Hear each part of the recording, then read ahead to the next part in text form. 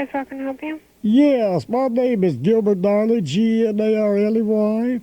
Do you have the Mr. Dentist gingivitis kit there? No, we don't. Do you have the Junior Journeyman electric socket tester? No. Do you have the Play-Doh pretend plastic explosive kit? No. Do you have the Little Vets puppy IV bottle? No. Do you have the Mr. Whiffy propane barber kit? No. Do you have the Mr. Potato Head peeler? No. Do you have the Tiny Tots TV tube tester kit including voltage interlock defeat?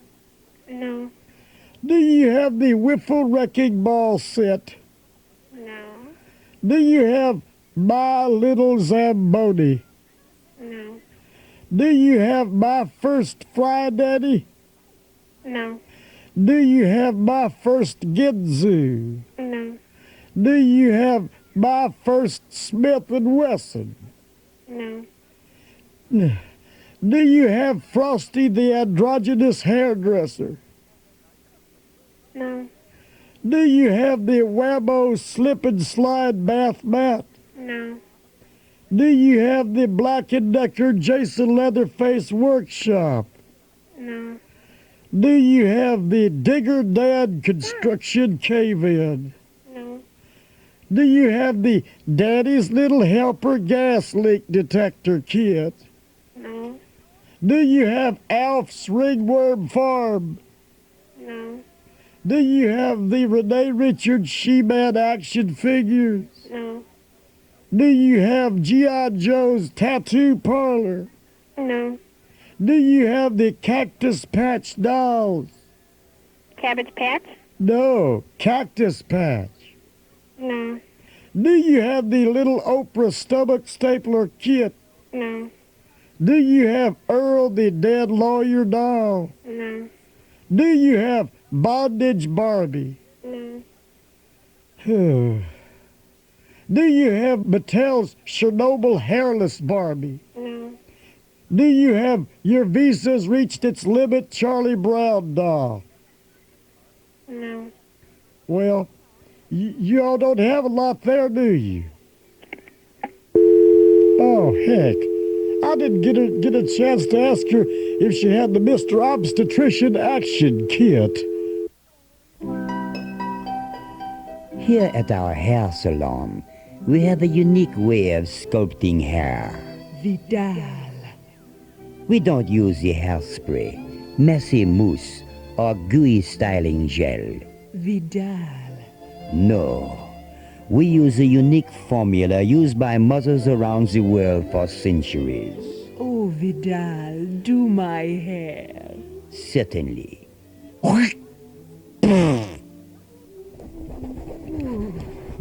You like this way? This is wonderful. You want to try it? Introducing Vidal Spittoon. Latest styles take on new flavors in hair fashion.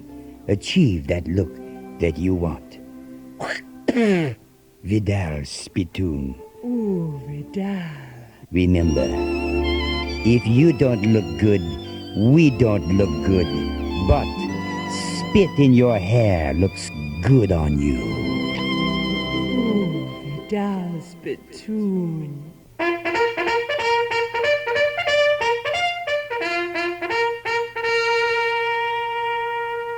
You know what makes me sick? You know what makes me so angry? I just won't put out a cigarette butt in my armpit. Just here, women in the military thing going on. We got us a bunch of fighting women over in the Middle East. The Arabs got their turbans in a wad because these army women is ordering men soldiers around. Well, get set for culture shock, Ahab, because you don't got to be in the army to be ordered around by a woman in America. You just gotta be married. Fact is, Earl Pitt supports the idea of all-female army. I mean, we only needed the guy army when we thought they was gonna fight the Russians. You know them Russians is pretty tough customers, but if we gotta fight a bunch of flea-bitten, camel-kissing Baghdad buttheads, women'd be enough. And besides, what's more frightening, 200,000 battle-tested American fighting men are 200 women what's been synchronized so they all got PMS at the same time. Think what it'd be like if your old lady had a bazooka. And they'd be a good fighter in a hot desert, too, 'cause they retain water. 200 bloated, nasty women invade Baghdad, and sad man Hussein would be kissing his camel's butt goodbye. Wake up, America! It's time our women folk pull their own weight. It's a fact. Every woman got that urge to fight, and not everyone can join the roller derby. I'm Earl Pitts, American Pizza. Come and listen to my story about a man named Jihad, a poor Hussein who proclaimed himself as God. He was out one day burying his enemies alive, and he discovered that liquid he could sell for $25 a barrel, that is. Well, the first thing you know, Jihad's a gazillionaire. The kinfolk said, invade the others if you dare. They said mad with power is the Arab way to be, so they loaded up their tanks and they stormed the Kuwaiti border, that is, sandboxes. Well, howdy, Colonel Jethro Bedouin and Mr. Bushdale. Howdy, Uncle Jahid. Greedy capitalist banker Mr. Bushdale is teaching me how to play chess. Watch this. I'll just move this little Humpley's camel. What's the name of that piece? Well, the official chess name is Horsey. Jump, jump, jump. There. King me. Well, I'll just move one of my pawns here. See, but which one? England? Australia? Hey, there was a mine on that square.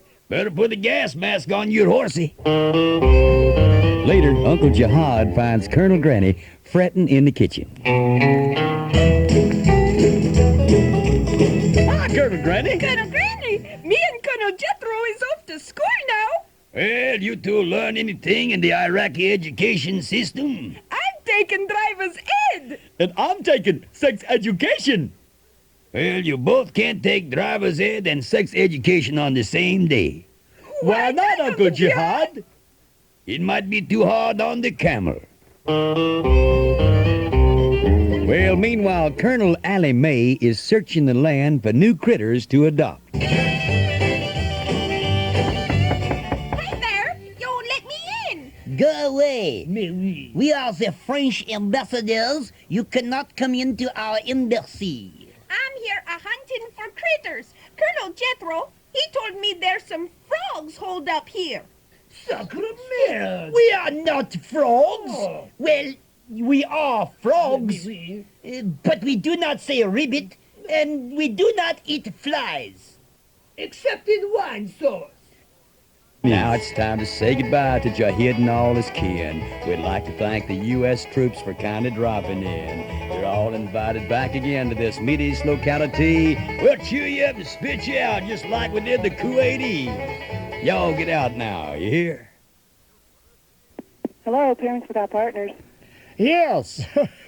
Parents Without Partners, I heard on the radio about your organization. I got your number. My name is Gilbert Gnarley, Gnarley, and I'm very interested in your organization, Parents Without Partners. Well, really, we're glad you called. How long have you been without your partner? Well, it's not me, actually. See, I have a parent who doesn't have a partner, lost his mate. Oh, that's so sad. You know, she flew the coop on him. Yeah, he's going through a very rough time right now. Oh, I'm sorry to hear that. Well, maybe we can help him. Well, he's always squawking about this and that. Well, now, we do have some meetings on Thursday nights, and that might... I think if he could interact with some other parents without partners, I think it would help out a whole lot. I think so, too. We find that it's really helpful to have the group support, to have someone to talk to and to give you some support when you've been without a partner and you are lonely. Is there an age distinction? He is rather old for, a parent without a partner. No. We take all ages. He feels like he's not having any fun anymore. Like he's had his wings clipped. Well, I can understand that. But let me say this, though. I'll tell you, he is very conversational.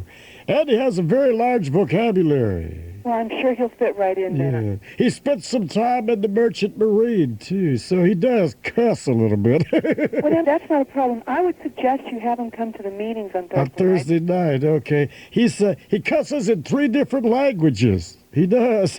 He's still pretty athletic, though. He'll fly around this house. He's like that, very athletic. So that's good. He's very spry. Well, I'm sure if you send him to the meeting, we can really... Okay.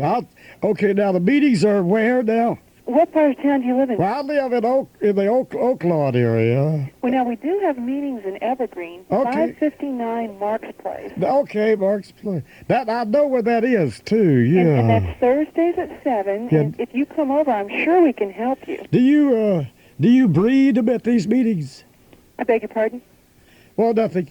He's pretty messy, you know. He throws his food around sometime, and we have to put a newspaper under him when he eats. Would you like to talk to him for a moment here? Okay, say hello. Hello. Hello. That's pretty good, isn't it? He's speaking French. Bessie is cool. I think he wants a little kiss. Is that a parrot? As a parent without partner. Oh. Yes. I think that you have mistaken what we do. What's that? We're parents without partners. Yes, I know. Parrots. Parents. Parrots. Parents. That's right, parrots. Parents. I know. You keep saying what his name is Oswald. You don't just have to call him a parrot. Parents. You know, like Mom and Dad. That's what he wants to be, a dad. I think he knows what's going on. He seems to be getting his little bird hormones moving. It's yes. parents. Parents. Parents. Parents without partners. Parents without... Parents without partners. Oh. So, parents like you said, like Mom and Dad. That's right. Okay. Well, it's been real nice talking to you. You've been very nice. Well, thank you. Goodbye. Okay. Okay. Say goodbye, Oswald. Liz Taylor has her own perfume. Passion. Cher has her own perfume. Uninhibited. But if you really want to bring out that animal instinct in your male, nothing else works like the wild new fragrance from Lassie. In heat. He'll think you're. In heat. He'll treat you like you're. In heat. He'll become the most passionate mammal on 2 legs. In heat. Even if he's neutered. In heat. In Heat, the new perfume by Lassie. 11 secret herbs and spices. It's finger-licking good. From Broadbank Broadcasting, a subsidiary of Burbank Allied Industries.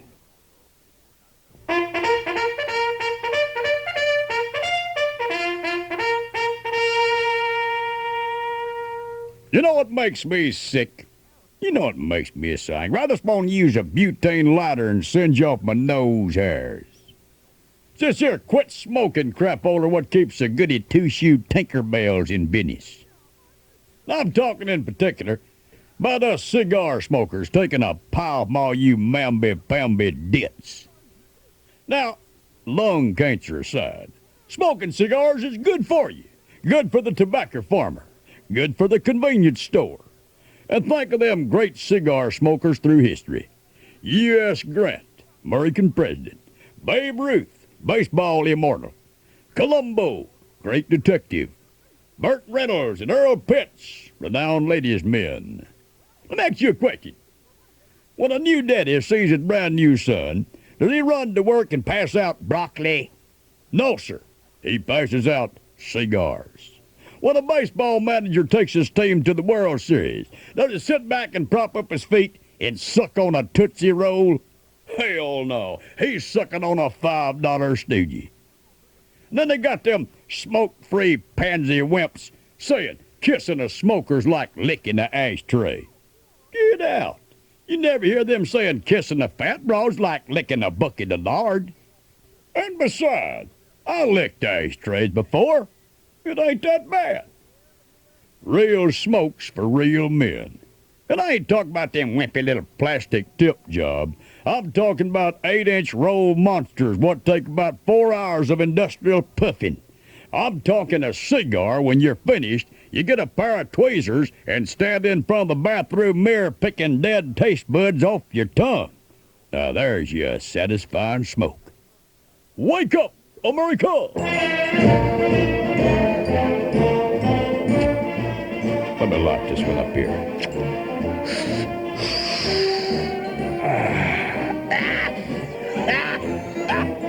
I love it. I love it. I'm a bitch, America, bitch. This is William F. Buckley, and welcome to Point Blank, Counterpoint Blank, the forum discussion show. And today's topic, derogatory terms for Arabs. Arguing for derogatory terms for Arabs is Earl Pitts. Arguing against is Ali bin Babar, formerly of Baghdad, now a convenience store operator here in the USA. Mr. Barber, you may go first. Thank you, Mr. Buckley. May 1,000 Ethiopians nest in your backyard. Thank you. I wish to complain about the recent commentary made by Mr. Earl Pitts, in which he lashed out at Saddam Hussein, but in the process stereotyped all Arabs. He called us goat-marrying, camel-sweat deodorant-wearing Muslim morons.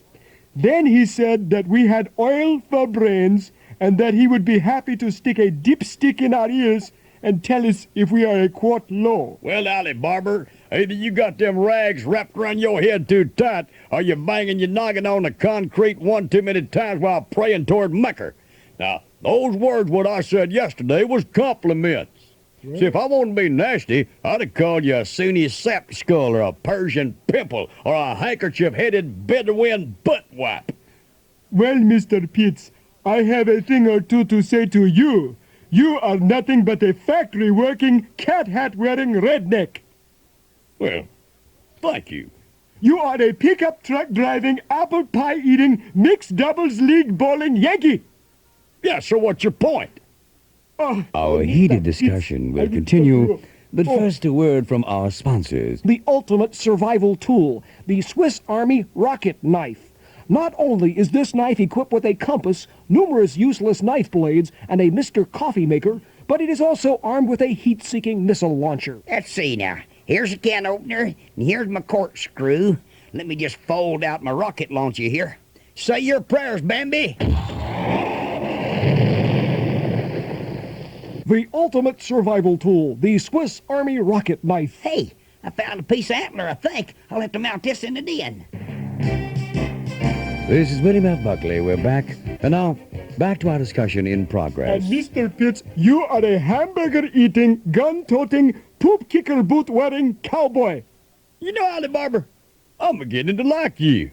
But you got to admit that you people do some weird things. Over here, we encourage our women to dress in tight, skimpy outfits in the heat of the summer, so they're little left to the imagination, if you know what I mean. But you people, you cover up your harem honeys up so much, you can hardly see their eyes. Well, the reason that we do this is because as women get older, they maybe gain a little weight. Oh. And their faces are no longer looking as youthful as Christy Brinkley's. Oh. See, we cover them up so that we are no longer embarrassed to be seen with them in public.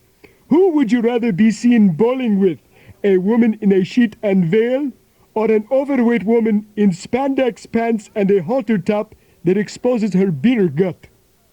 Come think of it, I wouldn't mind seeing my old Eddie Pearl wearing one of them men. And when we go to the mosque, our women are not allowed in.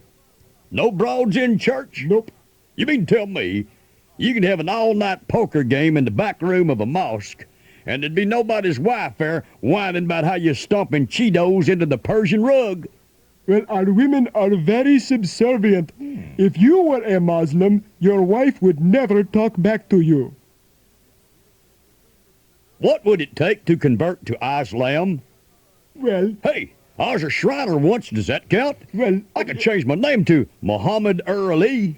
Do you think I'd tolerate mind if I wore me a cat turban? well, Mr. Yeah. Pitts. Hey, let me make a quick phone call here. I'll call my old lady. Yeah, hey, Pearl. Yeah, we're Muslim now. Uh-huh. Get some warm water ready to wash my feet soon as I come in the door. Hey, which way's Mecca?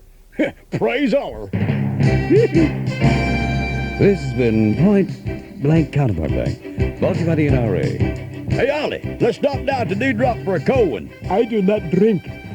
Well, that's two for me then. Hey, you all right, boy? Yeah. Oh, sorry, I knocked the turban off. Listen, I'll be honest. I like fur.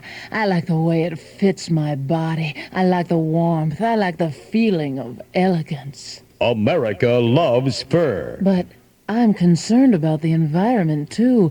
I support wildlife conservation. America cares.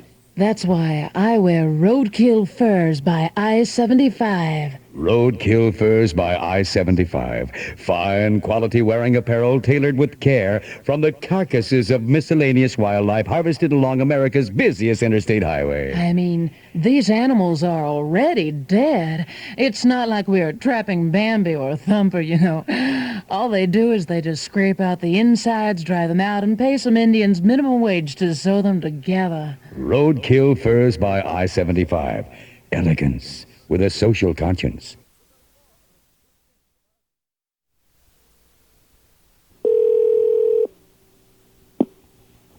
Time. Yes, I'd like to speak to someone in the features department, please. Meyer Hickman? Yes, Miss Hickman. My name is Gilbert Gnarley, Gnarley. And I wanted to complain about something I read in your paper about the water shortage. That it said in the paper, I don't know who wrote this, but it said we should put a brick in the toilet to save water. Are you familiar with this? Well, no. Are you not familiar with the process of how this is done? Well, yes. You know what? You know the way I used to displace the water was to stand in the toilet itself while I was number oneing. So I can see how that would help. Now, see, I want to be a good person. I want to help save water like anyone else, so I followed your suggestion, you know. Because, you know, if it wasn't for water, Miss Higgins, you know what would happen if it wasn't for water, you know. There would, I mean, the swamps, you know, because I saw it on nature, you know, they contribute to the atmosphere. And I know how we need to be very conservative. The only thing I can say about this little experiment, though, is do not try putting a brick in your toilet. Because the first time I used the toilet, after the brick was in it, now the paper and all the other stuff got all clogged up, and the toilet overflowed all over the place, and I had to reach down with my bare hands and fish that brick out of there, and it took me an hour to mop up the place. Now, I want to know why you do things like this to your readers. Was this some kind of Halloween trick? You put it in a tank. Is this some kind of perverted joke so you and your staff can have a big laugh at the expense of your readers? I would say, madam, you're the kind of people who would put dog dew in a bag, set it on fire, ring my doorbell, and run. But you're a newspaper, and you couldn't do that. So it's not enough that you saw my hands with newsprint and my feet with doggy dew. You have me fishing around in a dirty toilet for a brick. You put it in a tank, right? I put it in the toilet, and you know where, right? How do you mean the tank? In the tank, sir, not in the bowl. In the... Where the water is held, where the float is. Oh. Now, wait a minute. You mean you're not supposed to put it in the bowl? No. Oh. Where do you put it? In the tank. In the tank. You see, what that's doing is displacing the water. Oh. I do that. But you must think I'm pretty stupid. No, not at all. No, I know you do. Stupid is not the word for your opinion of me. Stupid idiot would be better. Well, now... No, there's probably not even the word for how dumb you think I am. No. You probably think they measure my IQ with a tire gauge. I think that's fine. You're trying to do a good thing. And, yeah, but it was stupid. Well, now, I'm not going to say that. So. I called you and I was irate. I was irate with you, but then I was wrong. I feel so bad. Well, now, it's okay. Try it the other way. I will. Okay. I'm going to the bathroom in my yard from now on. Well, now don't. It's okay. Oh. Well, egg on my face. Well, you have a good day now. Okay. Okay. Okay. Bye-bye. Okay. It's the parking lot of Bob Bevan's restaurant. It's 3:15 a.m. on Sunday morning. Over there is Bob Fletcher. He hopes the 3 cups of coffee he had will counteract the 9 beers he had to get him home without a DWI arrest. Just coming out is Jim Cross. He's had 3 fried eggs, bacon, sausage, toast, and a large order of grits on top of 10 screwdrivers. He's going to throw up. Over there is Juliana Wilson. She hopes that the guy she picked up at the Dewdrop Inn is really single and not lying like the last 9 guys she picked up there. She also hopes that he'll help her pay her babysitter for the 3 kids she didn't happen to mention. And over there is Larry and Janet Chapman. They've been at the Moose Club where Larry made a fool of himself again. He's still feeling pretty good. He won't feel so good all next week when Janet makes his life a living hell. Right behind them comes Eddie Orr. He struck out, now he's trying to come on to his waitress. Her feet hurt, and she's going to think Eddie's a weirdo. Yes, just another early Sunday morning after the bars close at Bob Bevan's Restaurants, where home cooking is good 24 hours a day.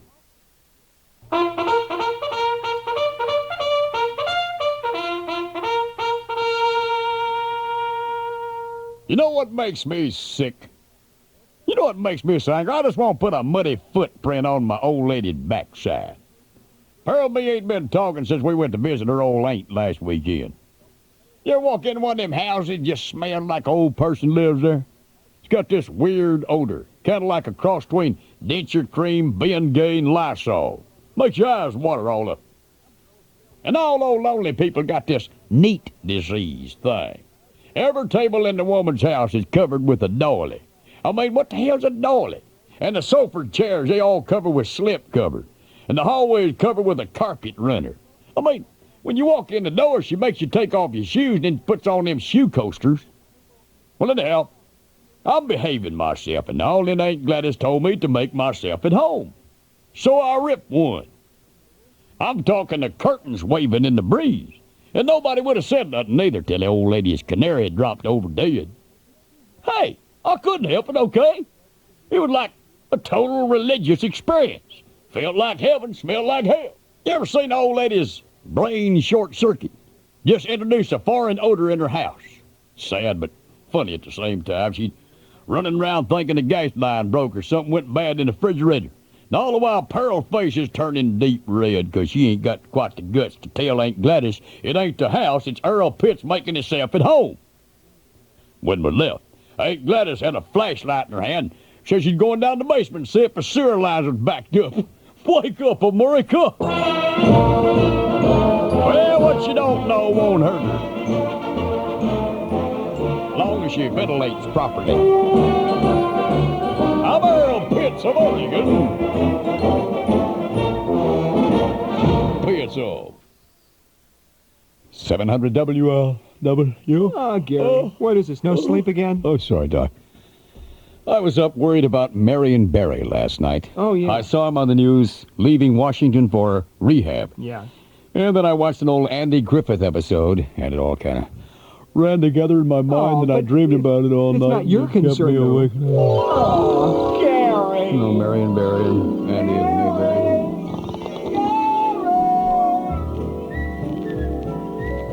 Welcome to the Andy and Marion Barry Show. Hey, Barn. This is former Washington Mayor Marion Barry. He's come to town for a little dry out from his drug addiction. You can depend on old Barney to keep an eye on Marion Barry. It's a pleasure to meet you, Barney. News of your exploits have filtered into the mayor's office in D.C. Really? Barney, I know there are some serious drugs in this town. Well, what makes you say that? I met Floyd over at the barber shop. Yeah? I want whatever he's on. Are there any crack houses in town? Oh, that must be underworld lingo. Mm-hmm. No crack houses here in Mayberry, but they have a peep show in Mount Pilot. Where can a guy score a horse around here? Well, over to the high school gym, they've got a basketball court. No. Could you arrange for me to connect on some opium? Now that I can do. Later. All right, my man, Barney. Can I connect on that opium now? Sure thing. Here he is. Where? Hi, Mr. Barry. Who's this kid? This is young Opium Taylor. Surprise, surprise, surprise. Wait, is this another sting operation? No, Gomer Powell came over from the filling station. Oh. I told him that you were in town, and he wanted to meet you. Golly, Mr. Barry, this is Barney 5. I wanted to meet Barney Frank. Oh, you're not a gay congressman? No. I thought that police outfit you had on was a kinky fantasy costume.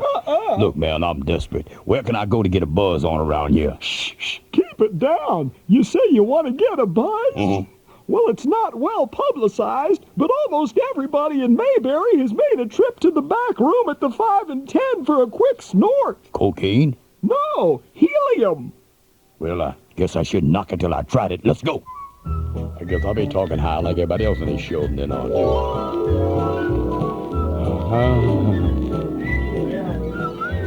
Gary. Hey, Gary, wake up. You dozed off again. Hey. Oh.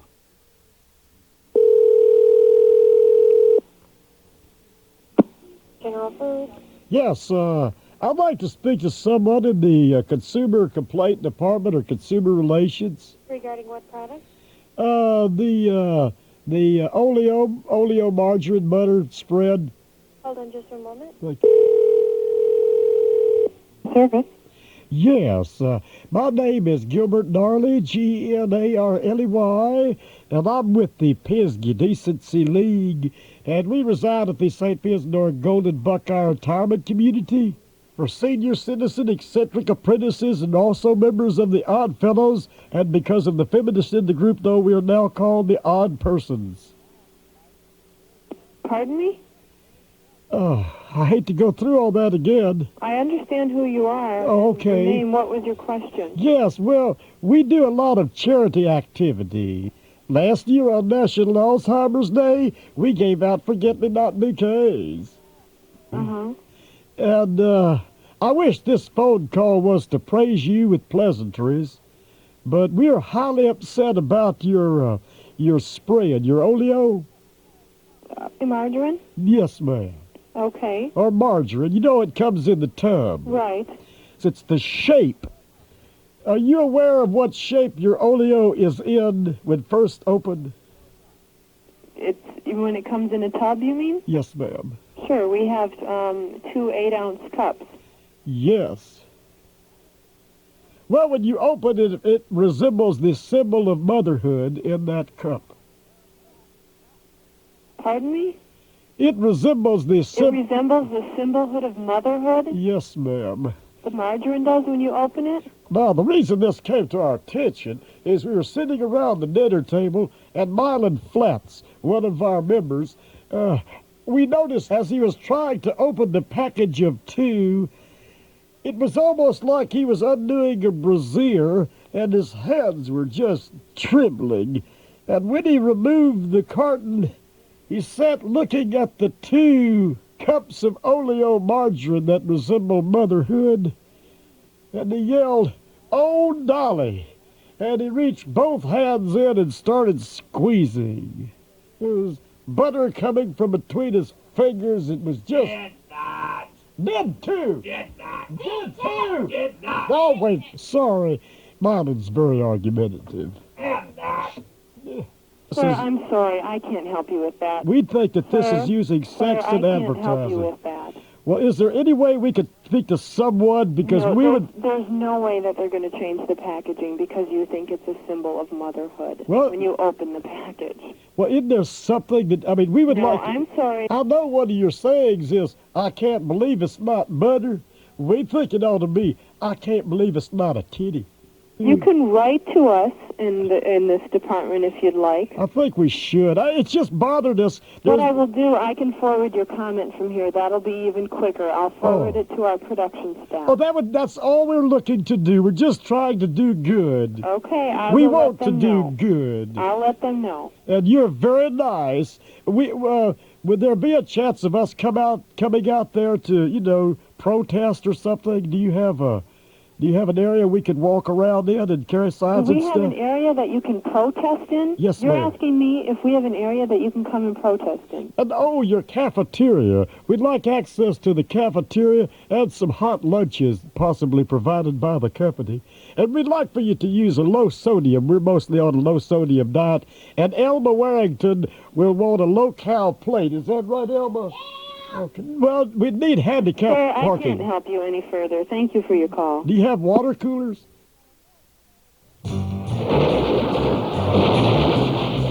G.I. Joe, the forces of the evil Cobra are retreating. We've won the battle. All right, men. I think we deserve a little rest. Hey, kids, after G.I. Joe and his action force have been in the jungle for months, they deserve a break. What do members of the G.I. Joe action team want? Hey, G.I., you want a #1 massage? That's right, kids. G.I. Joe and his action force are only human, and they need a little R&R. Where better than the G.I. Joe Action R&R Bordello, where they can relax the same way real GIs relax, with a hot babe and an ice cold beer. G.I. Joe, please to take off your boots first. So kids, tell Santa you want the G.I. Joe Action R&R Bordello for your G.I. Joe and his Action Force troops. They'll thank you for it. Action Madam and hooker figures sold separately. Some assembly required from Burbank Eyelight Industries.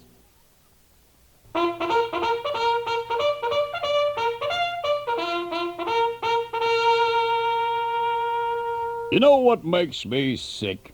You know what makes me so angry? I just want to flick my bick inside a hospital oxygen tent. It's all these hoodoo stop-smoking clinics and stuff. They got hypnotists, quick smoking gum, don't smoke diets. They got a million ways to help people stop smoking. My question is this. Where does someone go when they want to learn to start smoking? Fact is, most kids learn to smoke behind the plaza or in the woods next to school. And they don't learn from smoking professionals neither. They got to learn from some teenage mutant pimplehead like yourselves. That's why I, Earl Pitts, am introducing my official Learn to Smoke Day Camp and Clinic. I take a bunch of 13-year-olds out in the woods for a day, and all we got's cowboy hats and a couple of cartons of Camels, unfiltered, of course. We start with the easy stuff, like getting a pack open, lighting up a match like a real man, of course, and then holding a cigarette like a man. You'd be surprised how many kids start holding a cigarette like a girl. After about a pack each, we move to step 2. That includes inhaling, blowing smoke out through your nose, and flicking a butt across the yard with your thumb and middle finger. Of course, there's pamphlets to take home, too, like Our Friend Mr. Nicotine, and patching them cigarette holes in the sofa. The Earl Pitts Learn to Smoke Day Camp and Clinic. What can I say? Just my way of giving a little something back to the youth of our country. Wake up, America! And if bonehead bozo can learn to quit smoking. If they learned to smoke right to begin with, they wouldn't want to quit. I'm Earl Marlboro Man Pitts, America. Being so.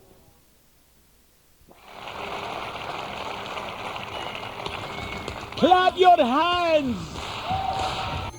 Hello there, folks. A big fat balding guy with a stubby cigar is about in his pants here. But this time I'm being honest with you when I tell you, We're up in records on radio like we do movies on Channel 64, just very abruptly here. And I have a wonderful offer coming up here for you. You might want to go ahead and call an order even before you know what it is, because you know what Big Fat is offering this year. It's worth the order. Okay, let's get back to our music. Well, life in the desert is kinda laid back. Ain't much an old Sunni boy like me can't hack. Battled with the Ran for the grace of Iraq. Praise Allah, I'm a Sunni boy. Well, the wicked kind of life never did me no harm. I torture my enemies and make them conform. If you don't like me, I chop off your arm. Praise Allah, I'm a Sunni boy. When I invade Kuwait and I say, what the hecker, when the sun's going down, I pray toward Mecca. Then I start to laugh like Woody Woodpecker. Praise Allah, I'm a Sunni boy. No telling what plan I got up my sleeve. I'm ex-Kuwait when I tell you I leave. I won't be happy till I take Tel Aviv. And praise Allah, I'm a Sunni boy. I'd raise oil prices all day if I could, but OPEC and the Saudis don't take it very good. Gas prices triple in your neighborhood. Praise Allah, I'm a Sunni boy. Wow, I just love this. Bang your head against the wall, boogaloo down Broadway, funky potato, do the chicken type music. Well, I love this stuff, I'm telling you right now. I just can't help but move and make my fingers pop and stuff here. And you know, folks, let me ask you this here. Have you noticed with these slowdown of real news, how they're kind of putting stuff in the paper you normally don't see, like headlines like David Bowie found in bed with Mick Jagger. I'm telling you, this isn't a reputable newspaper here. John Travolta has 2-year gay affair. That was in a paper, too.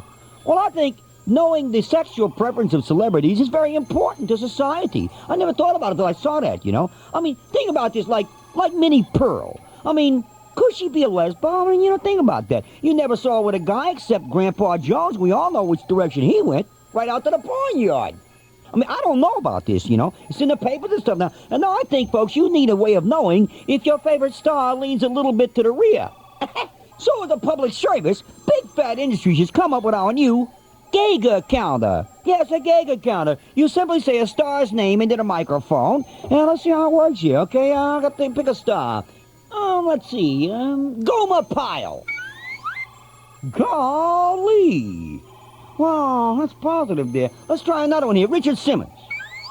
Yeah, you might have guessed that. Okay, how about Clint Eastwood? That gives all new meaning to the phrase, feeling lucky, punk? Okay, maybe this thing's on a fritz, so it's making everybody sound like they're gay here. Oh, someone's at the door. Yeah, what do you want there? Have you seen Bill Cunningham? Oh, it worked fine that time. I thought for a minute the homo monitor was out there. I guess it is fine, though. Tell you what, folks, call now, order your Geiger counter today, and find out which star of yours is gay before the press does. And now, let's enjoy some more of our music. Well, my daddy was a racket till the day he died. He took me by the turban and he held me to his side. Said, stage a bloody coup, then smiled goggle-eyed. And praise Allah, you're a Sunni boy. My daddy taught me young to get Israel in the middle. Catch George Bush with his thumbs a twiddle. And even though my pipelines are dry to a piddle, I praise Allah, I'm a Sunni boy. Well, I made Kuwait and I say, what the hecker, when the sun's going down, I pray towards Mecca. Then I start to laugh like Woody Woodpecker. Praise Allah, I'm a Sunni boy. Jihad!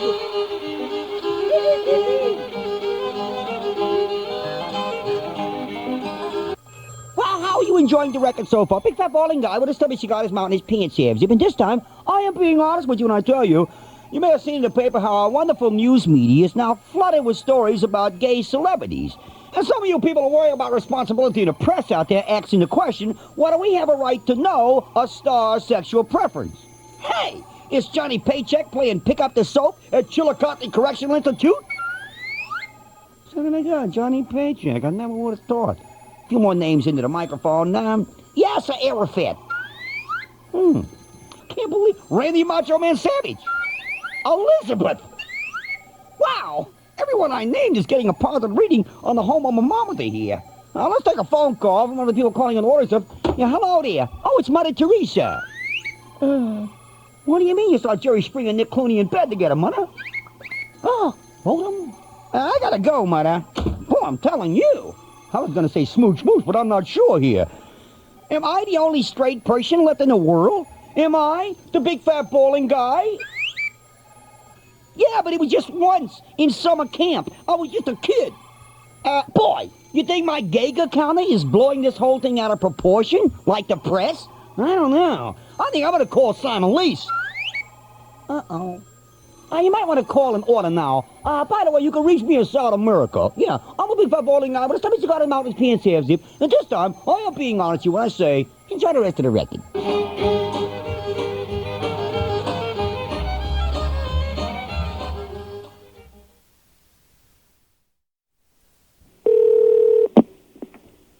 Holiday Inn. Yes, my name is Gilbert Gnarley, Gnarley. And I was calling in reference to something. Who do you talk to turn yourself in for stealing towels? One moment, please. Thank you. Guest assistance, Kim speaking. May I help you? I'd like to turn myself in for stealing towels. Okay, are you calling on a little piece of paper that was sent to you? I went to confessional and Father Hibiscus said that to call and confess and take my punishment. Okay, you really did take towels from a Holiday Inn? I don't know why he wants me to confess and take my punishment. You know, you're supposed to get off easy at confessional. Yeah, usually you just have to do 3 laps around the cloister, dip your head in the water 7 times and say 100 Hail Marys. But no, I got to take my punishment. I'm being persecuted. Well, sir, there's really nothing we're going to do for that, just... Really? Yes, sir. We have people that have sent in checks on towels that they've taken from the Holiday Inns, and they really don't miss them that much. I do love your hotels. It's funny. I'm a traveling salesman on the road, We certainly appreciate you calling about that, but don't worry about it. Well, I was thinking, you know how the library has Amnesty Day for overdue library books? And you can return them at no charge? You can have, like, Amnesty Day, and you can return your towels with no penalties. Well, that's a good idea. We'll think about that. I have hundreds. I have hundreds of towels. Oh, well, just don't worry about it. I don't know. It does weigh on my mind. How about Amnesty Day for ashtrays and bed sheets and mattresses and ice machines? Well, just try not to take any more, and we'll understand. Okay. I won't take it any more at all because I feel so good that you talked to me about this. Now, I never took an ice machine, by the way. Oh, good. Well, we were glad that you didn't take an ice machine. I know a guy who did. You did? I know a guy who did. Goodness. I bought it from him. Oh, goodness. See, if it's from Holiday Inn, it's hard for me to resist. I mean, the paintings on the wall, you have wonderful stationery, by the way. Oh, well, the stationery is complimentary. I must have 50 Gideon Bibles. Okay. My whole house is done in the Holiday Inn motif. I sort of look at it as my away from home at home. Well, we certainly understand it. You know, people often come to my door and they tell me that it looks like a Holiday Inn. I guess that's because of the sign out front. But I only took one of them. I don't know why they come to my door, though. I always keep the no vacancy lid up. Don't worry about it. Okay, maybe it's a sickness or something. I'm a Holiday Indiac. Okay. Well, we're glad you stay with us, sir. This is better than having to do laps around the cloister. Okay. And say 100 Hail Marys and dip myself in the water 7 times. All right. Okay. I won't ever do it again, okay? All righty. Okay. Thank you, sir. Okay. Bye-bye. Okay. Hey, all you class clowns out there, have we got a new sensation for you? Fool your friends with Burbank Eyelight Industries' new combination diaphragm and joy buzzer. The new birth control device that makes safe sex... fun for your entire college dormitory. Batteries not included. And we're brought to you by Dominatrix Pizza. Remember, if you want a delicious pizza delivered to your door in 30 minutes or less, then lick my boot, you naughty little boy. Dominatrix Pizza from Burbank Eyelight Industries.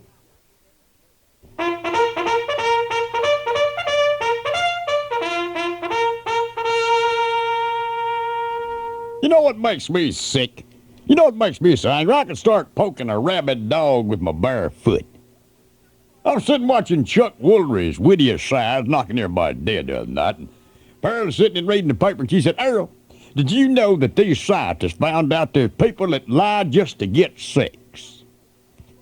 And I tell her, well, that's awful, and them people ought to be horsewhipped, like I really cared. And she said, Earl, remember our first time in the back seat of your daddy's Hudson Hornet in the drive-in movie? And I tell her I did, because that's the night they had that all-night horror movie marathon with the mole people attacking the giant leeches, attacking the killer shrews, and Mothra. And Pearl said, you was in the Army then, and you had caught that rare tropical disease you told me about, Alakanuki. And how it was that the only thing that could save your life was love from a good woman. Yeah, I tell her, and I'm as grateful as hell to you for saving my life that way.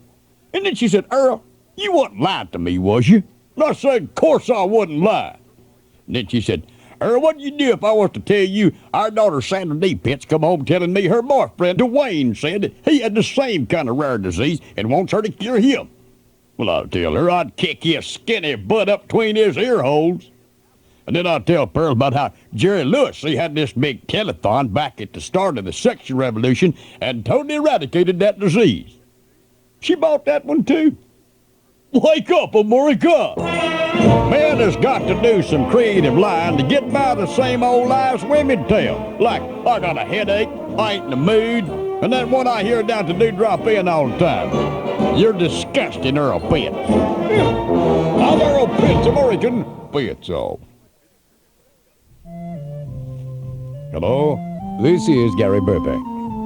It's time now for Public Service Announcement Theater, where 30 and 60-second public service commercials are expanded into long and boring after-school specials.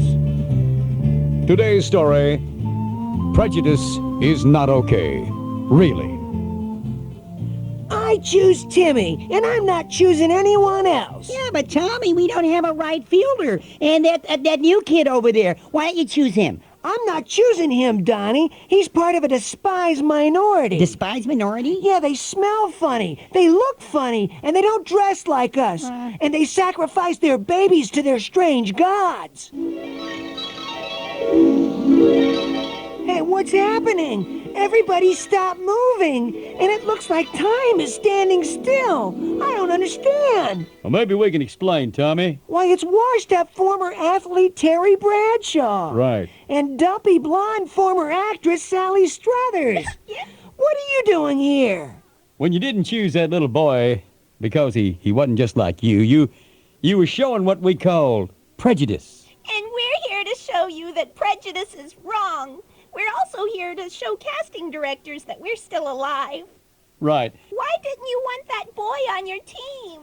Well, for one thing, he's a foreigner, and I'm not. I'm an American. Did you know that once upon a time your family were also foreigners to America? That was 370 years ago. Big deal. We were here first. Well, I can't argue with that.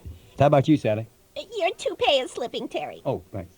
That's right, Tommy. Your family was here first, but he's still an American. But he still looks and smells funny. That's not being a real American. That's because his culture and ethnic background are a little different than yours. Now, his diet includes a lot of garlic and insects. To people in his country, you'd look and smell different, too, if you were to move there. Fat chance of that happening. They also smell funny because they keep camels in their homes. But he still dresses funny. That's because in his country the climatic conditions are different, and they also need protection from the swarms of locusts that infest their country of origin, and the army ants. Ew. But we don't have all those bugs here, so he could wear jeans, Air Jordans, and a Megadeth t-shirt, like we do. Well, he does have a point, Sally. Have you gained some weight, Sally? None of your business, Terry. Okay. Did you know that this boy's father that you didn't choose was actually a hero in the U.S. Army? Wow, really? Yep, just watch this tape.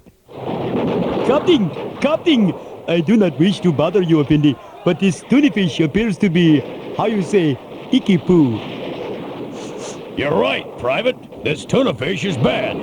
You just saved your company from a bad case of diarrhea. From now on, you're a PFC. A million thanks, Effendi. May your water buffalo multiply many times. See there, Tommy? He saved his whole company from the trots. Big deal. My father got the Congressional Medal of Honor for killing 500 gooks. No kidding. Give me 5, boy. Yeah. And besides, they still sacrifice babies to their strange gods. Really? Let's see, Tommy. You might be surprised. Another tape. Please, O Kali, accept the sacrifice of this Anglo-Saxon baby, that our crops may grow. See, they do sacrifice babies. I told ya. Oh, my lord, that's awful. And now I know what to do about my annoying baby sister. Thanks, Terry and Sally. Oh, that's not exactly what... No, wait a minute. Wait, I've changed my mind. I choose Abdul Krishna. Later, in the game. Wow. With 3 runs down, 2 out, bases loaded, and our new right fielder's at bat. He'll do just fine if that sacrificing baby stuff works. It's a grand slam home run! We win! We win! Wow, it does work! I hope I have done well, Effendi. I have hit a field goal. And thanks to you for listening to another Public Service Announcement Theater After School Special. Yes, is this the Smithsonian Institution? Yes, sir, it is. Yes, hello there. My name is Gilbert Gnarley, Gnarley. Uh-huh. We're trying to settle a bet. Settle a bet? Yes, ma'am. Myron Flat's here with me. We're calling from the St. Piers and Door Bar and Grill at the Golden Buckeye Retirement Center. Uh-huh. And now, he is such a smart aleck. Am not. R2. Am not. R2. Okay, Do too. I don't. Hey! Yes, ma'am. I'm sorry. Let me give you information. Yes, ma'am. Smithsonian information. We want you to help settle a bet for us. Okay. Okay, now, see, that you're going to be wrong this time. Myron Flat's here. He is such a smart aleck. Am not. R2. Am not. R2. Am not. Nothing is ever good enough for him. He's always getting on our nerves, you know. I am not. R2. Am not. And a lot of people, you know, here are upset with him, and we're going to show him once and for all. You're not. R2. You're not. Yes, ma'am, I'm sorry. Hello? Yes. I apologize. Well, he ruined our outing at the Delhi Wax Museum. Did not. Did too. Did not.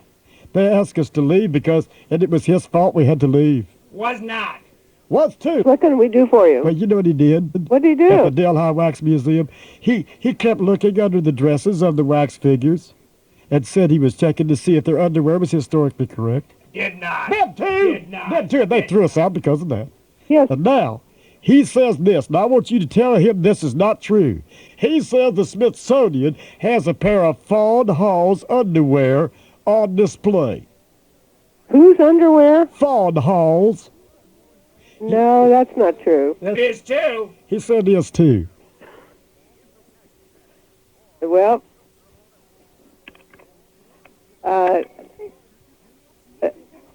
he said it is too. Just tell him it is not. oh, okay. She said it is not. It is too. He said it is too. No. Do too. No, we don't have her underwear on display here. Do not. Do too. He said you do too. Okay. Could it... He's always doing things to upset everybody in the group. I do not. Do too. I do not. Do too. Okay. Last week he came down to dinner at our home, you know, and all the nice ladies were present, and he was wearing his shorts on his head. You What? know, Did not. he's got a problem with underwear. Do not. Do too. Do not. Do too. Do not. Hey, look at my jockeys here. Oh. See, I told you had a problem with underwear. Do not. Do too. Do not. Do too. Do not. Do too. Do not. Well, if there's something the Smithsonian can help you with now, we'd be happy to. Otherwise, I'm going to have to get off the line. I understand. Just tell him you do not say. Oh, put him on the line, please. He's right here. Okay, tell him you do not have a pair of Fawn Hall's underwear on display. Yes, sir, I understand that. Just so you don't. Yes, sir. Hello? Yes, no, we do not have Fawn Hall's underwear. Do too. Oh, okay. Well, if you want to come all the way to Washington to see it, you're going to waste your trip. Am not. R2. Am not. R2. Am not. Okay, bye-bye. Bye-bye. Hi, Helen. How about going out with me? I have front row seats to Cats with the original Broadway cast and reservations to the Masonette. Sorry, but I'm washing my hair that night. I didn't even tell you what night it was, Helen. Well, I'm washing my hair every night for the rest of the month. Darn. Helen turned me down again, Phil. What's wrong with me? Maybe it's that excess nostril hair, Chuck. I've tried everything. Hot comb, scissors, mousse, gel. Nothing seems to work. You haven't tried Nasal Whacker. The nasal hair trimmer that works on a weed whacker principle. Just stick it into your nostril and let her rip. Say, this works great. Wow. My nostrils have never looked better. Later that week, Say, Helen, I have first row seats at the Two Live Crew concert and dinner reservations at White Castle. Hey, bug off, would ya? I won't go out with you. Why not? I'm your sister. Nasal Whacker. We can't fix all your social problems, but we do nostrils well. From Burbank Eyelight Industries.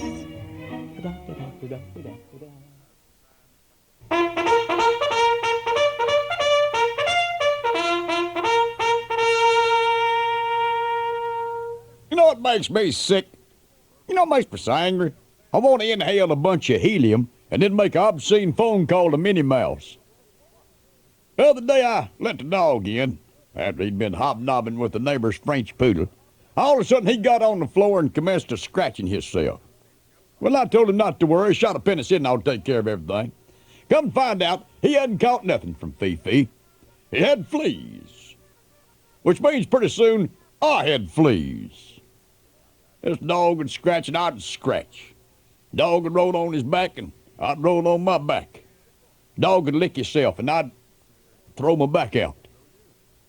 But the thing is, fleas don't get on my old lady Pearl. I guess since they both parasites, they must have some kind of union agreement or something.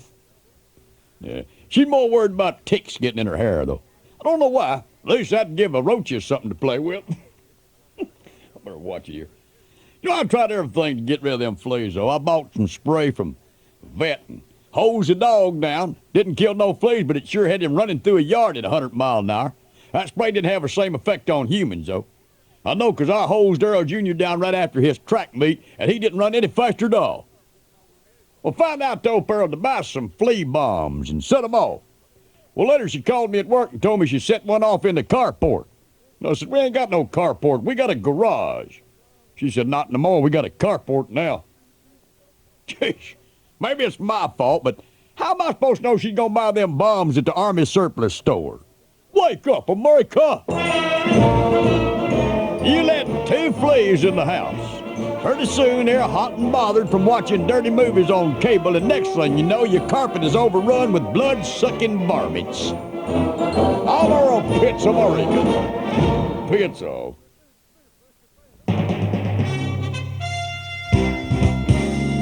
Hello, I'm William F. Buckley.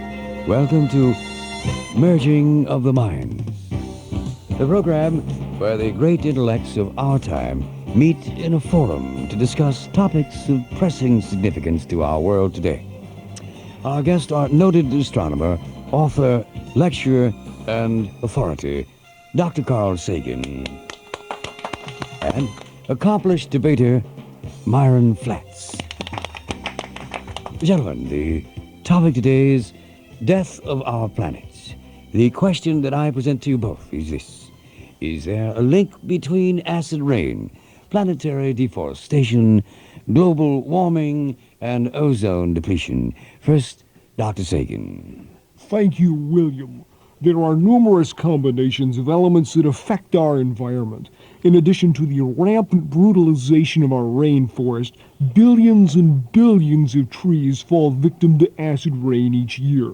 Thereby, the fragile environment of our planet is deprived of the precious oxygen produced by photosynthesis.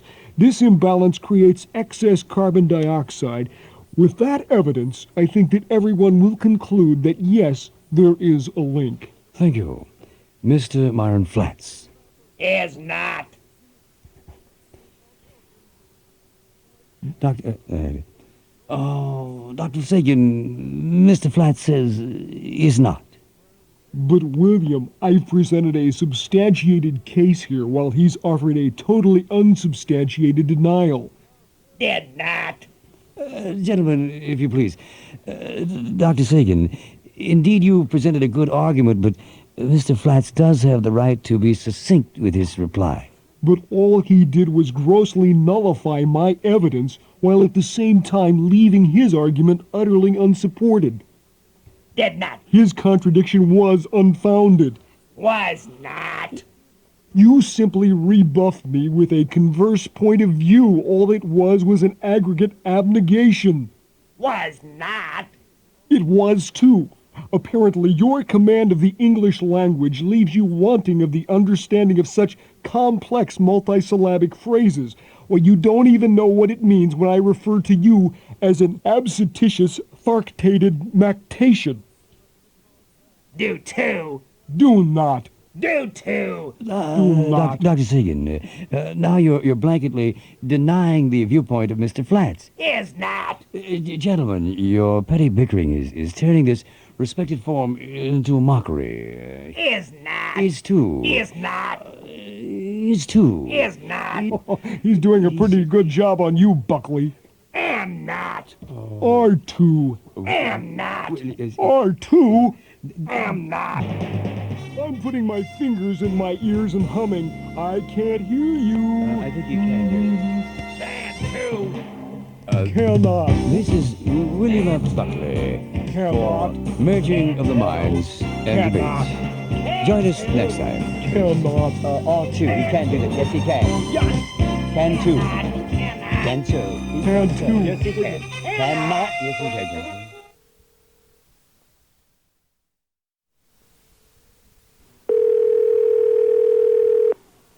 Good afternoon, Woodlawn. This is Nadine. Yes, I'd like to speak to one of your brokers, please. Thank you.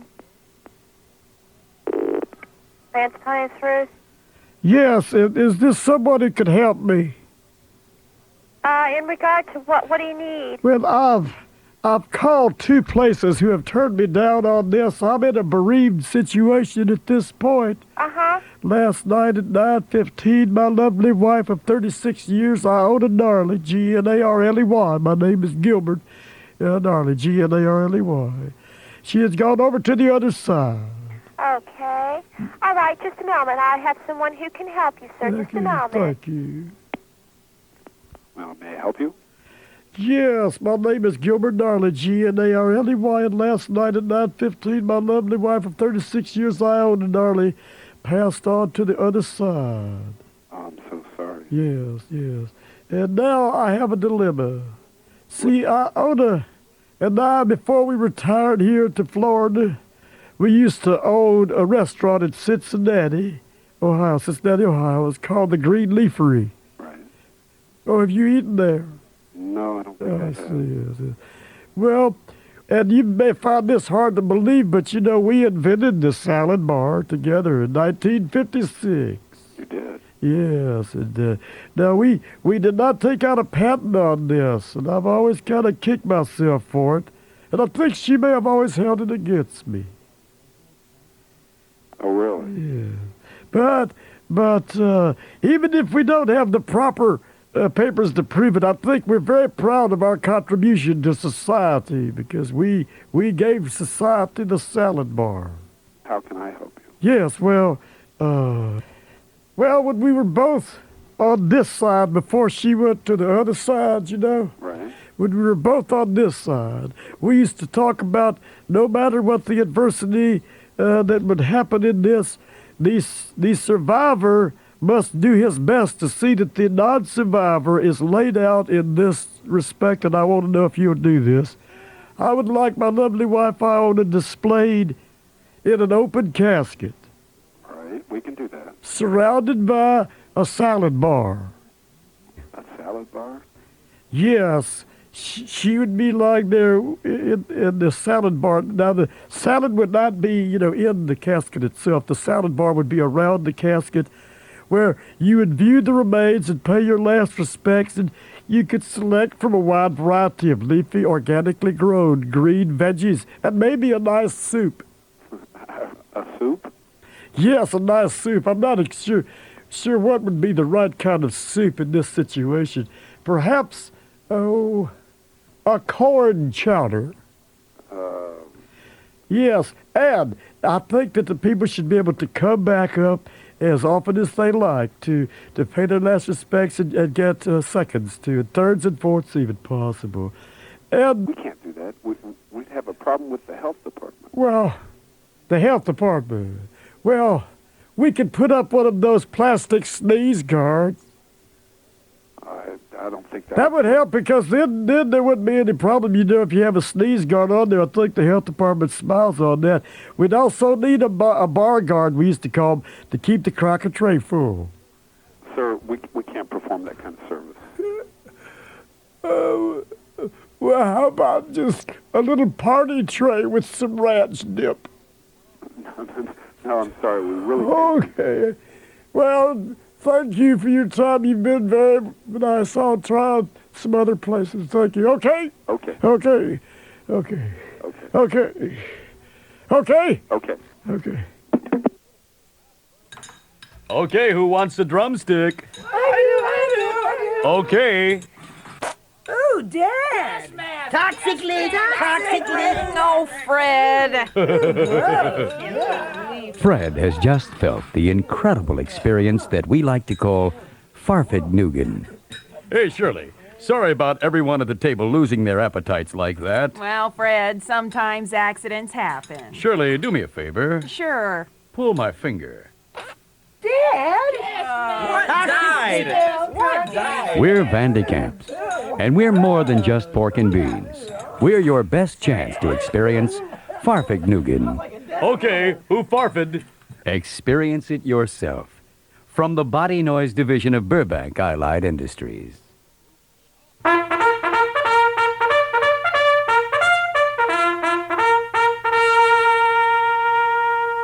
You know what makes me sick? You know what makes me so angry? I just won't wait till the temperature hits 100 degrees and about 100% humidity and then change jobs with a garbage collector. I want to blow the lid off of one of the world's shameful, dirty little secrets. I'm talking about dead rabbits on the side of a road. You know, when you drive past one of these little cottontail pancakes, what do you think?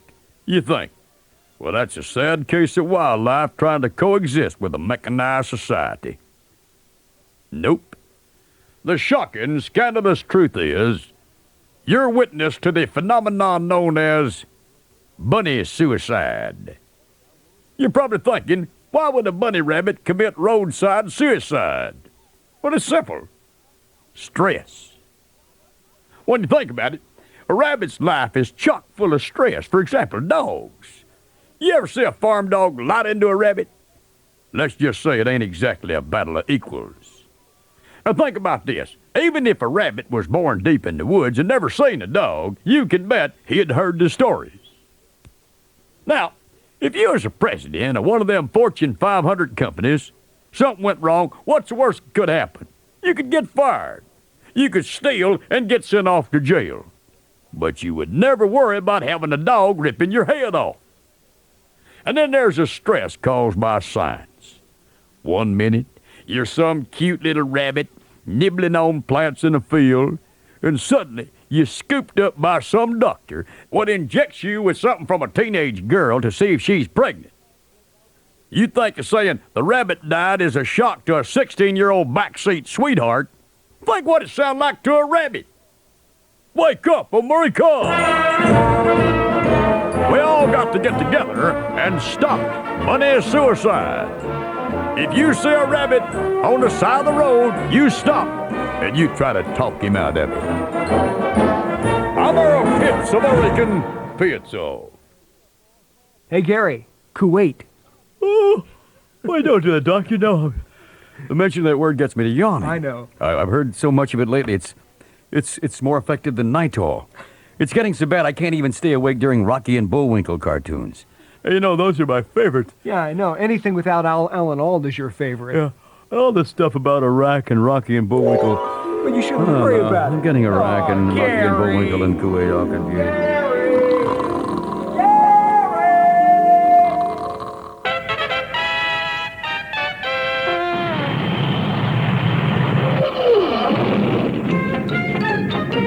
And now it's time for Iraqi, the Flying Squirrel.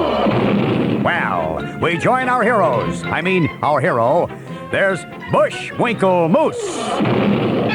But where's his plucky companion, Iraqi, the Flying Squirrel? He's off invading a tiny, inconsequential cartoon like the Smurfs or something. He's been acting kind of funny lately. Maybe he's finally figured out that he really has a girl's voice. Little does Bushwinkle know that as he chats with me, the voiceover, he is being watched by two pairs of sinister eyes. Well, I know now with you blabbering everything to me. Oh, sorry. These eyes belong to none other than Gorby Badenoff and his calculating companion, Natasha. Look, Gorby. It's Moose and Squirrel. No squirrel. I have him for big surprise, Natasha. A lovely bum, darling. No, hide behind bushes. Here come Moose. Now, Natasha. We support your actions against Iraqi's squirrely aggression, Comrade Bushwinkle. Gorby, Moose is on our side, darling? Worse yet, we are on Moose's side. What's that? With the roar of a jet and a mighty cry of welcome guests, it's Iraqi, the Flying Squirrel. I can see that. Bushwinkle, you and I used to be great friends, but now you've teamed up with Gorby and Natasha, and probably Fearless Leader, too. Iraqi, we can't live happily ever after in Frostbite Falls until you leave those Smurfs alone. But Bushwinkle, I'm a man of peace. I mean a squirrel of peace. Is it time for fractured fairy tales already? Hey, Iraqi, watch me pull a rabbit out of my hat. Bushwinkle, you pull me out of your hat. That makes sense, Iraqi. You're about as rabid as they get. Bushwinkle, we have planned to stop this squirrely Iraqi. We cut off his food supply. No nuts for squirrel. That's nothing new. Why do you think he has a girl's voice? Oh, yeah. Will Iraqi and Bushwinkle be able to mend their differences? Stay tuned for our next episode, War and Pieces, or a rocking on Kuwaiti's door. Rocking on Kuwaiti's door.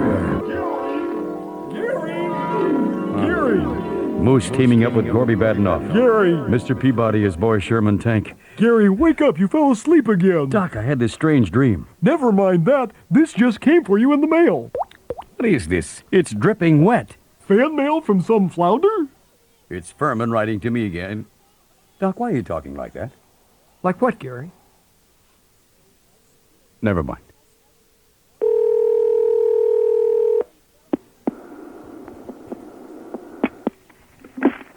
Eastern Baggage Service, Pat. Yes, my name is Gilbert Gnarley, Gnarley, and we've lost some luggage, we think. Where are you, Mr. Garvey? He was supposed to arrive at 1:26 yesterday on the Eastern Flight 376 from Atlanta. Sir, who's the report with? Where did you write up a report? Oh, I didn't do that. I was just calling because I was going to tell you what happened. It would be a big old package with a brown wrapper, and it could be moving. No, don't have it, sir. Do you have a claim check number? No, well, I don't have anything like that. I'm afraid I need some information to be able to help you. I see. Well, it could be my mother. I'm sorry? It could be my mother. See, I don't know. I hate to tell you this. See, we don't have a lot of money for a regular ticket. See, and my mother and my brother, they were coming up for a visit from Jacksonville, Florida. Uh-huh. And who did they fly to Charlotte on? Well, they flew on Eastern. See, and my brother, he flew regular, and he wrapped my mother up in brown paper and was going to check her through because they couldn't afford a ticket. Want to try again? See, we came to the airport yesterday, and my brother did not get off the plane. Neither did your mother. No, I know it. And we waited when the luggage came out, and she was not on it. Well, you're going to have to give me a claim check to be able to help you, sir. Okay. Mama could have got lost. I just hate to think about her laying in some carousel in Atlanta going round and round waiting well, for I'm me sure to she claim wouldn't her. stay that long. She'd let them know she needed out of the box. I would think she would say something or something. You know, I just don't know about him anyway. I don't think he should be living with her. Because he is 37 years old. Well, you don't have to get me a claim check for me to be able to trace your mother if she's in a box. Okay, well, she's not exactly in a box, I don't think. She'd have to be, or they'd know if he just wrapped her in paper, sir. Oh, he's 37 years old. Well, I don't think she ever got on if that's what he did, because we would have known. Yeah, you sure you don't see anything? If you do see a bag moving or something there, would you feed it or feed her? Yeah, we'll feed her if we find her. I'll tell you, he's 37 years old and lives at home. Don't you think that's a little too old to be living at home? Not really. 37 years old, is it? Well, maybe I'm being too hard on him, Yeah. Okay. Thank you for calling us and letting us know. Okay. Bye. Okay. St. Oakmont Mercy Medical is here to help. Do these symptoms sound familiar? Searching endlessly for your glasses only to find them on the top of your head. Leaving your automatic teller card in the machine. Forgetting your phone number when filling out credit applications. Oh, God. Locking your keys inside the car. These symptoms may mean nothing, or they may mean you're afflicted by a disorder known as gross stupidity. The Gross Stupidity Clinic at St. Oakmont Mercy Medical is here to help. Our dedicated, trained, smart people have helped thousands affected by gross stupidity. Like me. The Gross Stupidity Clinic at St. Oakmont Mercy, a division of Broadbank Health Services, a subsidiary of Broadbank Broadcasting Corporation.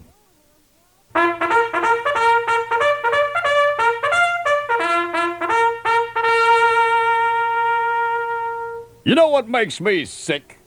You know what makes me so angry? I just won't bend my big toes backward until I pass out from the pain. It's this new Kinsey report thing. It says Americans don't know squat about sex. Yeah. They interviewed a couple of thousand people. They asked them all sorts of weird questions about sexual things. And then they say Americans are uninformed about sex. Bull pucky. Fact is, they just interviewed a couple thousand idiots, that's all. You give Earl Pitts a 6-pack of beer, a Hank Williams Jr. 8-track tape, and a half-blitz bimbo, and I'll teach you everything you need to know about sex. Fact is, I'll teach you things you never found out in no marital manual. I like to call it the joy of Earl. Like when you stick your tongue in some young thing's ear, and you suck out a wad of earwax. Well, I'll teach you how to turn your head slightly and remove the offensive wax. Or when your woman's got a new hairdo and her head's all covered with perm juice, the joy of Earl would teach you how to put your cigarette out the side of your mouth so you don't touch off her head. Nothing worse than a bimbo flambe.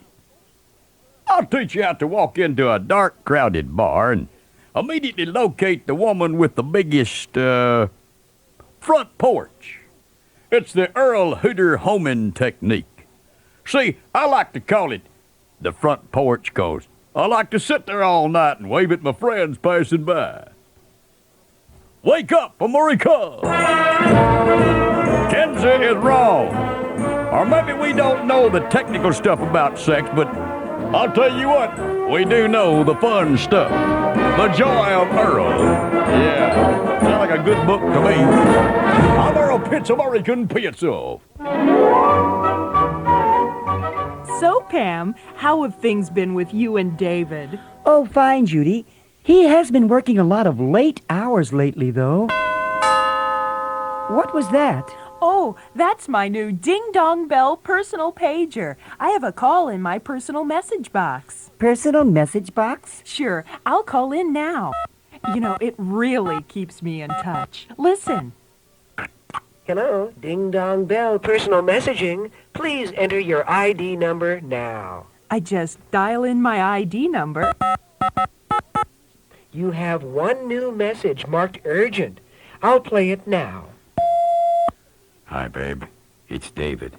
Listen, I told Pam I was working late again, so come on over to the No Excuses Travel Lodge. I got a room with a hot tub. Bye, Luscious. David, Oh, I must have punched in the wrong code. Here, wait just a second, Pam. That's my husband. You're sleeping with my husband. You have another message from David. He says to wear the blue negligee and the see-through bra. I don't know what's going on here. My This is not my message, Pam. Now, how do you turn this damn thing off? David called again. He said to hurry or he'll start without you. You slut! You slut! Oh, my best friend is sleeping with my husband. I can't believe it. I'm getting the house. You got that, Judy? You can have that two-timing sleaze bucket, but you're gonna live in a dumpster. The new Ding Dong Bell personal pager. It's not our fault you're too stupid to turn it off. The new Ding Dong Bell personal pager from Burbank Allied Industries. Well, that's another reason to join the Anti-Technology Return to Our Roots and Live in Trees Association. Thank you. Well, what do you guys think of that? Perfect reason to go back Leah, to the see? trees. Yeah, but the politicians are never going to let that happen. Well, considering how they're screwing the budget up and all that, think again. Listen to this next commercial. Let's face it, John. Our elected representatives have let us down. They have mismanaged federal and state budgets, crippled the economy, bankrupted our schools, and at the same time given themselves big raises. You're absolutely right, Sharon. Something must be done before it's too late. What should we do? Have a big rally? No, John. I think we should kill them. Really? All of them? Sure. Why not? And you know what else, John? What? I think after we kill them, we should eat them. Interesting. If you're running for political office and you think it's going to be business as usual after November 6th, think again. This message brought to you by enlightened American taxpayers, also known as EAT, and by frustrated American taxpayers known as FAT. For more information, dial 1-800-FAST-FOOD. Or write to us, care of Burbank Allied Industries. It's spaghetti noodle. It's a dental floss. Spaghetti noodle. Dental floss. Stop. You're both right. It's new Flossy Noodle. The world's only spaghetti and dental floss in one. Yes, at last you can eat your meal and then use it to clean your teeth with.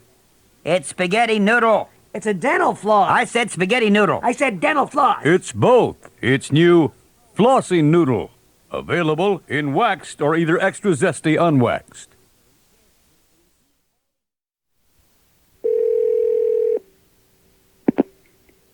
County Medical Society. Yes, my name is Gilbert Gnarley, Gnarley. And I've called you one time before about my proctologist, Dr. Andrew Furman. What is this, sir?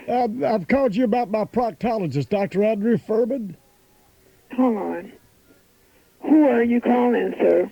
This is the American Medical Association. This is County Medical Society, sir. Maybe you can help me with this. Now, I want to talk to you about a doctor. Hold on a minute. Hello? Yes. My name is Gilbert Gnarley, Gnarley. Hold on, sir. Good afternoon, County Medical Society. Oh, yes. I'm trying to speak to someone. One moment. Okay.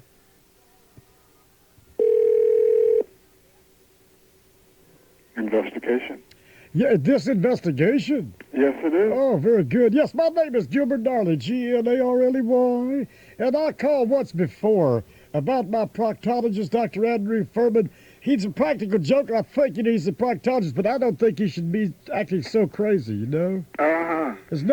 There's nothing funny about a proctologist pretending he's a ventriloquist and making a certain part of your lower anatomy say howdy. I don't think there's anything funny about that because I don't mind, I just don't think so. Yes, when you work at that end of the body, I tell you. I continue to see him because he is very good. Now, I don't want to make trouble for him, but I think this time he's gone too far. Okay. See, let me tell you what happened now. This morning, I think he inserted a rubber squeeze toy in his area of expertise. Okay. Because, see, he always has this little tiny rubber duck And I used to think it was for the kids, but when you stop and think about it, you don't see kids in a proctologist's office. Never. And anyway, I remember when I left, I did not see the duct. And now, this is embarrassing, but I'm going to do this now. Every time I sit down, let me stand up. You'll see if you can hear this. Do you hear that? Yeah, I heard it loud and clear. Now, see, that's embarrassing. And if I squiggle around in my chair. Yeah. See, and I'm afraid to go to the bathroom. Right, I can agree with you. It wasn't there before. I went to Dr. Weisenheimer's office. I think going to a proctologist is a very serious affair. Yes. So, you want to make a complaint against him, sir? I don't know. I could have done this myself, I guess. Oh, no. I'm sorry, I'm getting a little fidgety here. I'm sorry, I know it sounds weird, I'm sorry. But, I did sit on the side of his desk to put my pants back on after he left. And I mean, I don't know for sure, but I suppose I could have sat on it myself. I don't know. But he shouldn't leave little rubber squeeze toys laying around on his desk where a person with whose eyes aren't quite as good as they used to be might sit on it and then have it sound like that. I don't think I should make a complaint, but I just want someone to understand. Okay, I understand. Yeah, no, I guess I'm going to have to make another appointment to have him removed. Yes, maybe you try that. I'm not going to another proctologist because they'll wonder how it got there in the first place. Yes, that's true. I know. So if you have any further questions, just feel free to call us. You've been very understanding. Okay, thank you very much. Okay. Thank you. Right. Okay. Hello, I'm William F. Buckley. Look at this studio. Look at all these prizes. They could all be given away on Celebrity Match Wits. Our contestants today are Vice President Dan Quayle and aspiring lawyer and politician John F. Kennedy Jr. The rules are simple. I'll ask the question. Then the first contestant who presses his buzzer gets to try and answer. And the first question is, when did the War of 1812 begin?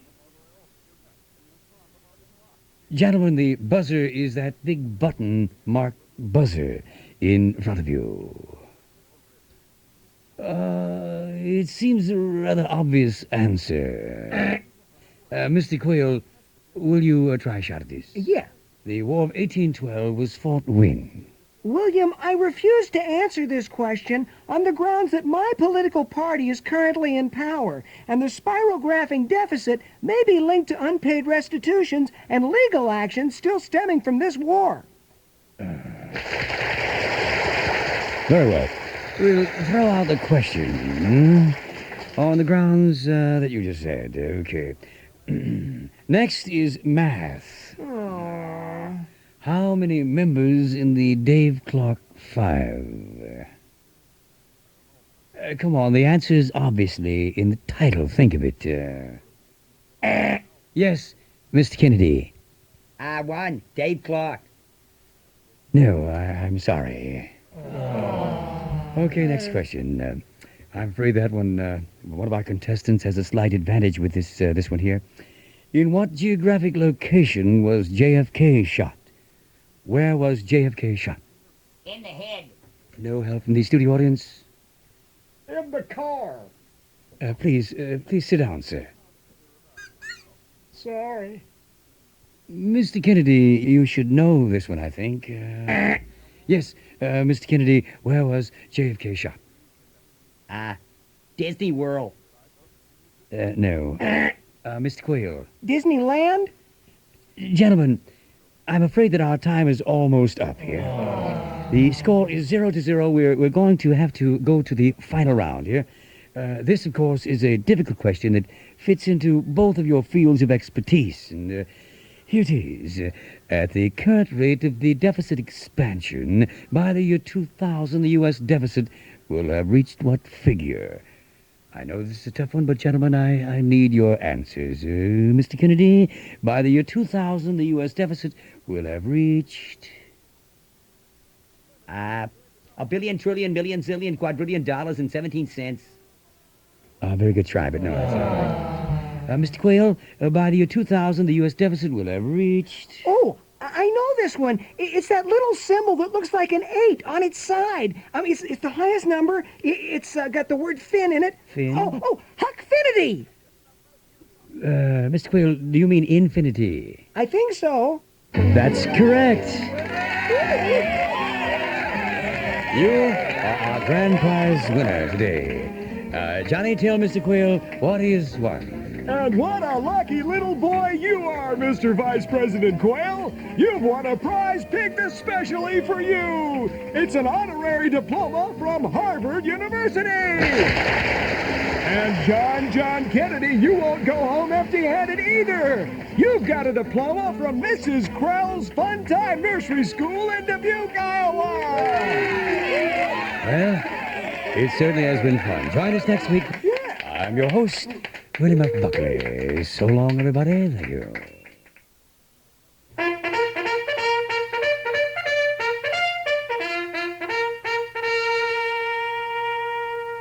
You know what makes me sick?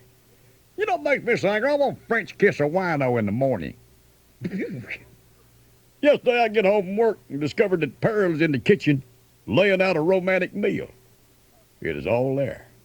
Candles, sterling silver, the carving knife resting just so against the spam, and the paper plates Pearl's mama give us for our wedding. Now, Pearl getting romantic like this could only mean one of two things. Either she wrecked the car again, or them soap operas had her worked up into a lather. Personally, I was pulling for option number one. But then she started calling me names like Sugar Britches and Early Poo. And I start praying the car was wrapped around a light pole somewhere then. All of a sudden, Pearl blurts out, I'm going to have a baby. Then she start boo-hooing, I'm about to choke to death on my spam, which is the 7th leading cause of death in the U.S., I think. All I could say was, how did this happen? Well, Pearl commenced to telling me exactly how it happened. I should have stopped her, but I was getting kind of worked up. She wanted to get me involved in the birth, and I told her I've already done my part. I got real upset. She said, I just wished men could have babies. Heh, if men could have babies, Rock Hudson's will would have been about 70 pages long. But she said she wanted me to take him Lemaire classes so that I could help her with deep breathing exercise. Hell, it was her deep breathing that got us in this mess in the first place. I've been thinking about when our other kids was born. Pearl was at home and she had our daughter Sandra Deeb. I got all panicky then. I remembered them old movies where the frontier doctor was always saying, boil water, get some newspapers. So I boiled some water and I sat down and read the sports page. And you know, it was relaxing. But judging from Pearl's screaming, it didn't do her much good. Wake up, America! I'm too old to be changing diapers. I'm too old to be making passes in a 17-year-old babysitter. What am I saying? Nah, I ain't too old for that. I'm Earl Pitts of Oregon. Pitts off. 2 years ago, she gave birth in a building occupied by terrorists.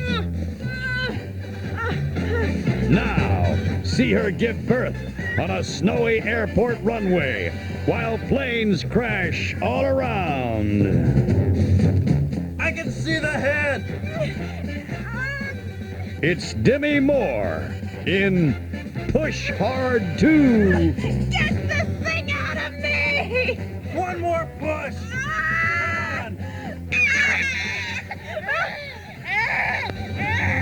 Push Hard 2. Push harder. Again, from Broadbank Broadcasting Pictures. Country Western Tours, may I help you? Yes, my name is Gilbert Gnarley, Gnarley, and I have 36 people from the St. Theodore Golden Age of Believers from my church senior citizen group, and we're coming down there in the middle of April during the week, and could you accommodate 36 people? Well, you can rent a bus. Are you coming on your own bus? No, ma'am. We're walking from Cincinnati. You can rent a bus for $50 an hour with a 4-hour minimum. Now, that'd be wonderful. Now, do you have loudspeakers on the bus? There are PA systems. What, is that a loudspeaker? Yes, it is, sir. Some people can't hear it very well, you know. We had trouble at the Stones concert, you know. Couldn't hear a thing. They're not as loud as they used to be. Well, anyway. Okay. Just a minute. I'll let you speak with the person, okay? Oh, yes, ma'am. Thank you.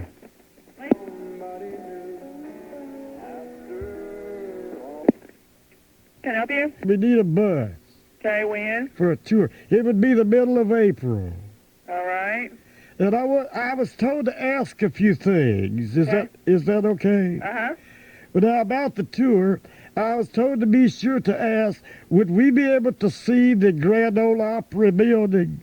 Well, which tour? The new one or the old one? If you go downtown, you see the old one. Oh, well, we'd like to see the old one if we could. Okay. That'd be nice. Because, you know, we used to listen to that, you know. Uh-huh. Oh, it's wonderful. And would it be a chance to see the home of little Jimmy Dickens? Yes, that's on the tour number 1. You can request that also. Oh, that's what. And most importantly, we would like to see Porter Wagoner's grave. Okay, you just need to, what you need to do is just send me a letter, type in what you would like to see on the tour. You know, I think that what happened to Dolly Parton's career after she left Porter Wagoner, you know, I tell you, I think, you know, you can only imagine how big she might have been if she would have stayed with Porter. Mm-hmm. But old Porter's up in hillbilly heaven now with old Tex Ritter and Buck Owens, you know, and we want to see his grave. Okay. Now, what cemetery is Porter Wagoner in now? I don't believe he's died, sir. Porter Wagner's still alive. Well. You talking about Marty Robbins? No, he's talking about Porter Wagoner used to sing with Dolly Parton and he died. No, he didn't, sir. Well, this kind of spoils our sightseeing tour. I don't think many people would want to go if they couldn't see Porter Wagoner's grave. Well, that's up to your group, sir. Oh, well, they were all wanting to see Porter Wagoner's grave. Everybody, you know, that was one thing we all agreed on. Well, is he ill? Pardon? Is Porter Wagner sick? No, sir, I don't believe that he's passed away. Well, let me leave my number with you, and when he passes away, you can give us a call. Sir. Yes, ma'am. I'm not going to call you and tell you when somebody dies, sir. I would call you if someone in our group died and I had to change our reservation from 36 to 35. I talk to about 500 people a day. I just don't think any trip to Nashville would be complete without seeing Porter Wagoner's grave. Well, that's up to you, sir. Just send us your letter, what you would like. We'll send it back to you. I'll be watching the newspaper. When he dies, I'll call Thank you, back. sir. Okay? Okay. Hey kids, stand by for After School Action Adventure on Channel 19. During their shift, they're just your average, everyday exotic dancers. Wow, Thor, did you see that blonde lady in the first row there? She jammed a 20 down my briefs. Oh, I hope she didn't grab a handful of Kleenex. Oh, Rocky, don't be such a bitch. But when an emergency arises,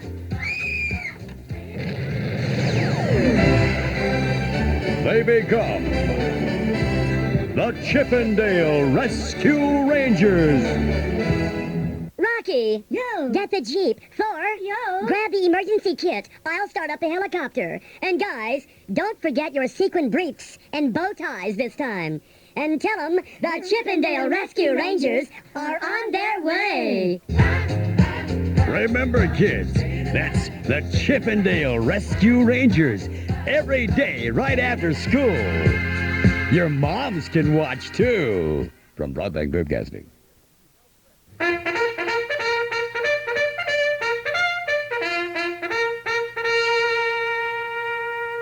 You know what makes me sick? You know what makes me so angry? I won't fire up a deep fryer and invite George Bush over for a night of pork rind bobbing. The polls is closed. My old Eddie Pearl's just been voted the dumbest woman in the world. Remember how excited I was when Pearl told me she was expecting a young'un? I mean, I was already making big plans for him. But as a boy, he's gonna grow up and be the world's greatest utility infielder. If there's a girl, She'd been named Miss America, get caught in a love nest with Bert Parks, and sell her story to the National Enquirer for millions of dollars. Come to find out, Pearl ain't pregnant at all. She only thought she was because she took one of them home pregnancy tests where your will's in a bottle. If it turns blue, you got one in the oven. Problem was, Pearl, being on the shy side, took a test in the dark. And instead of tinkling in the pregnancy test, she did it in a bottle of Tidy Bowl. Gee. And to clear this mess up, we go to the doctor. But at the sight of Pearl's naked body, this quack commenced to babbling like an idiot politician, went screaming about needing something to induce vomited, whatever the hell that means. So for $100 office call, all I get is a sight of Pearl laying on the examining table with her legs up in stirrups. Wonder how much them tables run. Wake up, America! Pearl said we'd have to return all them shower gifts. And for once, she is right. So I returned them for a full cash refund. I'm Earl Pitts, American. It's off.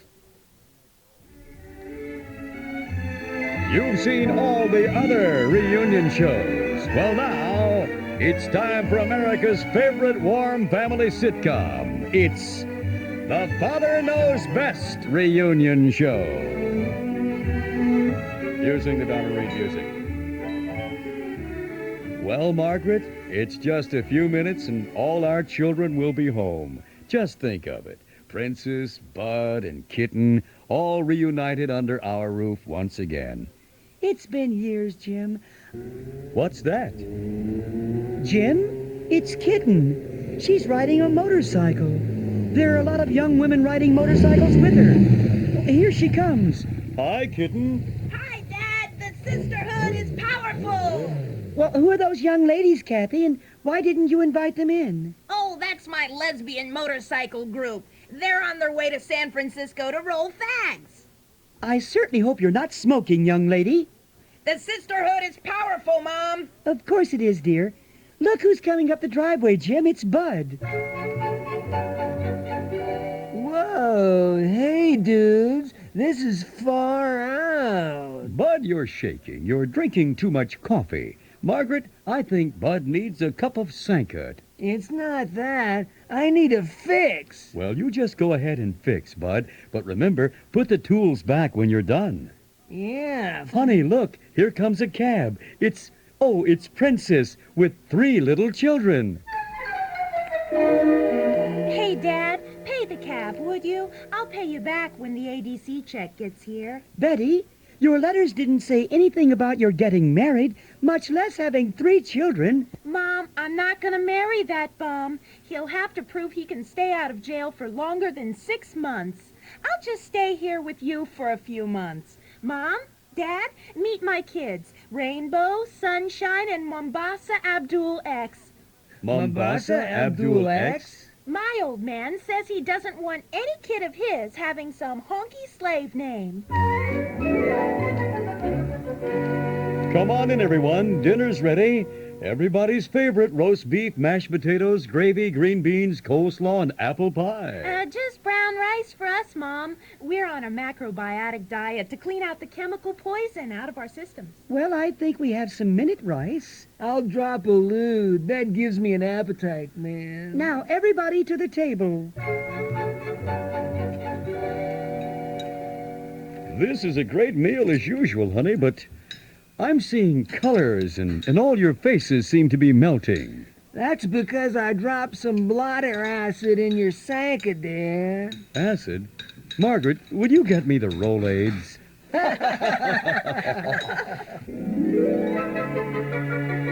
This has been Father Knows Best Reunion 1990. Tune in next year when we hear Mom say, Bud, you should be ashamed of yourself.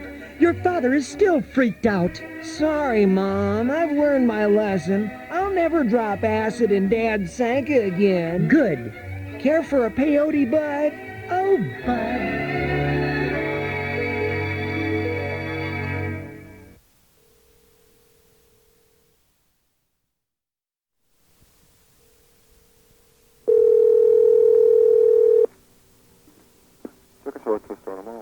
Yes, I've called you once before. My name is Gilbert Gnarley, Gnarley. And I spoke to a very nice lady about certain toys that you had. Should I ask you or could I ask her? Fire away. Okay, do you have the Tonka Runaway 18-wheeler with emergency ramp? No, don't have that. Do you have the Junior NRA See and Shoot? Nope. Do you have the Hasbro Authentic Smell Swamp Gas Canister? Nope. Do you have my first Exxon Big Spill bathtub tanker? Oh, boy, no. They're out, believe me. Oh, I can believe it. These are out. Do you have the Muppet Babies malpractice suit? Nope. Do you have Barbie's swinging crack house? No. Do you have the Nerf chainsaw? No. Do you have the Parker Brothers Sweetie Pups Pit Bull? No. Do you have the preteen dress and dazzle street person outfit? No. Do you have my first hatch your own piranha eggs kit? No. Do you have my little hoof and mouth pony? No. Do you have my first combination wood burning set and home tattoo parlor? No. Do you have the go ahead and make my day jump rope? No. Do you have the microwave Play-Doh kit? No. Do you have the composite mugshot etch-a-sketch kit? No. Do you have the G.I. Joe conscientious objector doll civilian clothes sold separately? No. Do you have my little He-Man hernia truss? Nope. Do you have my little Homemaker's Teenage Mutant Ninja Turtle soup? Nope. Do you have the Dirty Dancing Naughty Nancy doll? Nope. Do you have Mattel's My First Cattle Prod? No. Do you have Just Like Dad riot gear? No. Do you have Hasbro Yasser Arafat swinging sunglasses? No. Do you have Hot Licks concert promoter Skip Town set? No. Do you have Pretty Baby Plastic Surgeon? No. Do you have the Mr. Cholesterol Monster? No. Do you have the Little Red Wagon breathalyzer kit? No.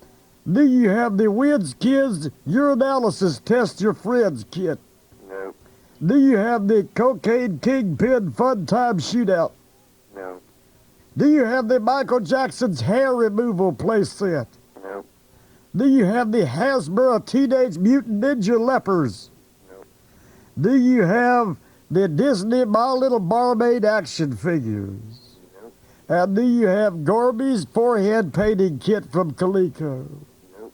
Well, it's been very nice talking with you. And No problem. okay. Thank you. Okay. Bye-bye. Okay. Okay.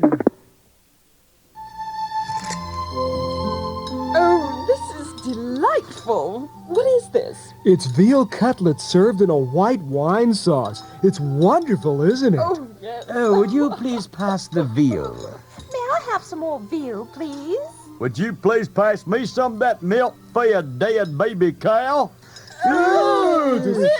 Hey, The American More Yummy Sounding Name Association would like to remind you not to ask for milk-fed dead baby cow. Ask for veal parmesan, veal medallions in a light tarragon sauce, and veal scallopini. You can call it an appetizer.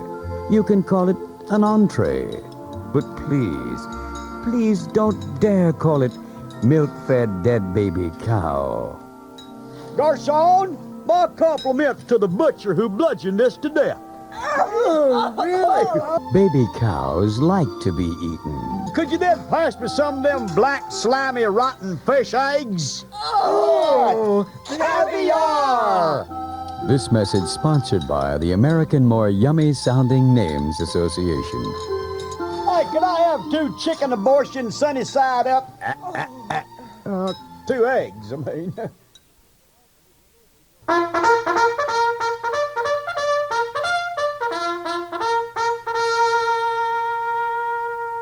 You know what makes me sick? You know what makes me so angry? I just want to straighten out the wrinkles in my forehead with a ball-peen hammer. I got this idea, so I pulled out the good book last night, and sure enough, I'm right. Think about this. God ain't married. I think if all-knowing, all-smart supreme being ain't got no wife, you think he's trying to tell us something? Now, it ain't like he never had the chance, neither. I mean, if God wanted a wife, he'd just create one. But no, God is the most intelligent being in the universe, and you know what? God's a bachelor. And now I got this theory. See, because he's God, everything he says and does has got to be right. And Lord knows, once you're married, it seems like you never say or do nothing right. Like last night. We're over at Dub Maker's backyard, and I'm telling him a story, and I said, Dub, other night, we was at Kmart. Pearl interrupts. She said, Aaron, it was Sears. And I said, okay. Tuesday night, we was in Sears, and she pops in, it is Wednesday night. Jeez. And I ask you, would God put up with that from Mrs. God? I think not. Imagine if God was down at Mount Sinai talking to Moses, and he gets back to heaven. Mrs. God mad because dinner's burned. She said, where was you? He said, well, I went down to earth on business. And she said, it don't take you that long. And that's why God is a bachelor. Wake up, America! If God is married, it'd have took him 2 weeks to create the world instead of 7 days, cause he'd had to stop to take Mrs. God to the mall. I'm Earl Pitts, Murray. Amen. Special Services, can I help you? Yes, I'm calling in response to a letter that I received from the Fingerhut Corporation regarding a bill. Okay, look on the letter. Do you have it in front of you? Yes, I do. Right above your name, there should be a letter and several numbers. Well, my name is Gilbert Gnarley, Gnarley, and the letter says G, I assume that's for Gnarley, 2937493. This is Tony. Hi, Tony. How you doing? I'm doing fine. You know, Tony, I don't know how to tell you this, but I really don't owe you people this money. Uh-oh. Yeah, see, this is true, Tony, I'm not a real person. You see, I know it sounds strange, but see, I'm a fictional character who resides in the mind of a radio person in Cincinnati named Gary Burbank. Well, then who ordered the merchandise in your name that is real? I don't know. I think that would be up to you to find out. I don't know. Well. See, we're on the radio. If you're fictional. Yeah, I am. You know, and you live at 1111 St. Gregory. Well, I don't really live there. I broadcast from there, but see, I live in his mind. Oh, okay. Yeah. So what does a fictional person do with the store and serve of 24 pieces? You know, it sounds like I could have a nice little party if I had all that stuff. So if you're fictional, who plays your part on the radio? Well, Gary Burbank does that. See, he's in here. And you ordered merchandise under there? No, I never ordered any merchandise. I never did that at all. You didn't pay for it either? No, I didn't. Well, I didn't pay for it because I didn't order, right? I mean, would you pay for something you didn't order? Well, do you have a fictional Visa or MasterCard? That's an idea. Why don't I pay you with a fictional Visa or MasterCard, and you can mark it fictionally paid in full? Where's Mr. Burbank? Would you talk to him? Yeah, I sure will. Okay. Gary, will you talk to him? Yeah, hello, Tony. I know you got a tough job here, and this is a tough call. Probably the toughest call anyone's had to make in the collection agency business. But I don't really want to get involved in this whole thing. I have nothing to do with it whatsoever. It's between you and this fictional character, Gilbert Gnarley. So he lives in my body, but as long as he pays the rent, I don't tell him how to run his fictional personal life. Okay, yeah. He can have his stupid dog, the amazing Crepso. He can have his ridiculous, arbitrary friends like Mylan Flats. Cannot. Cantu. Cannot. Cantu. Cannot. He can even have his fictional wife, Iona, killed off by having a case of life preservers fall on her, which is much too ironic to happen in real life anyway, and then have her displayed at the funeral home with a salad bar around her to attract mourners. And now, Tony, pick up on the irony of this line. Gilbert Gnarley, Gnarley, can have anything he wants because he doesn't exist. As a matter of fact, if you'd like to lay the whole thing off on me, Gary Burbank, go ahead and try, because that's not my real name either. And because he's so much easier to talk to than me, here's Gilbert again. Why is that, sir? Okay, I'm back here. Well, Gilbert. Boy, some people, huh? He sure gets testy. Why don't you ask Mr. Burbank if he has a Visa or MasterCard so we can get this bill paid off? Yeah. I'll just have him pay off the national debt, too. Let me just say this to you. We live at the St. Piazzadora home for the retired eccentrics, right? Think about that. There couldn't be any retired eccentrics, right? And Piazzadora's not dead, is that correct? I sure hope not. Okay, now, we've established the fact that I do not exist, correct? Except in the minds of our listeners, correct? Correct. Correct. So how the hell can I owe you money? Well, why are you cussing? That's not very nice. Oh, They don't want you to say that on the radio. You're right about that. I said hell. I'll tell you, I feel real. I've never said that before on the radio. I've never even admitted that I was fictional. And now I'm not even real. I can't believe you made me cry. And now my fictional credit is ruined.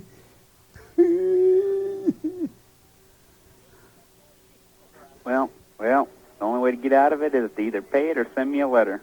Okay, I'll send you a fictional letter, so consider it sent. Okay. Well, you're a very nice person. I apologize for saying that four-letter word, H-E, double hockey sticks. Okay, I have to get another call. Bye, Mr. Okay, Gnarley. you're very nice, okay? Mm-hmm. Okay. Bye-bye. Okay. Hey, we're Two Live Crew. We not only sing controversial, but now we have out a new controversial breakfast cereal. Here's our commercial. Hey, what you eating? Nothing, bitch. Nothing, bitch. Two Live Crew and Andrew Dice Clay's favorite new breakfast cereal. The breakfast of champions of the First Amendment, you low-life fairy scumbag.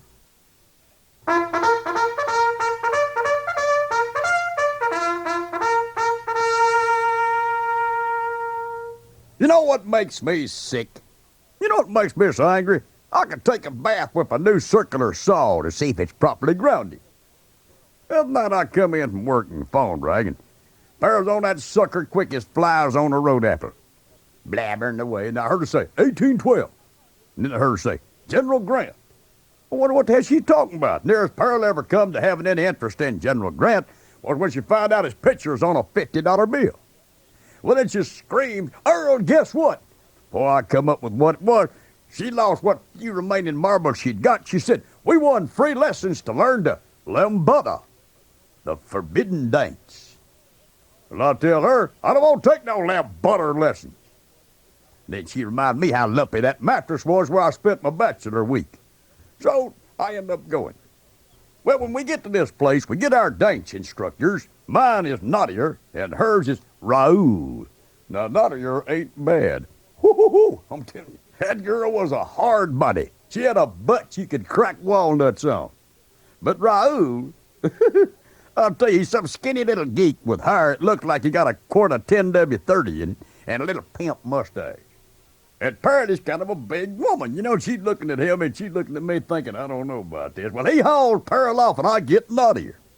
And they put on this belly ribbon kind of cha-cha music. And Naughtier commences to pulling me around and making some serious body contact. Well, I found out then that lambada dancing ain't as bad nor as pointless as I thought it would be. And then we hear this thump.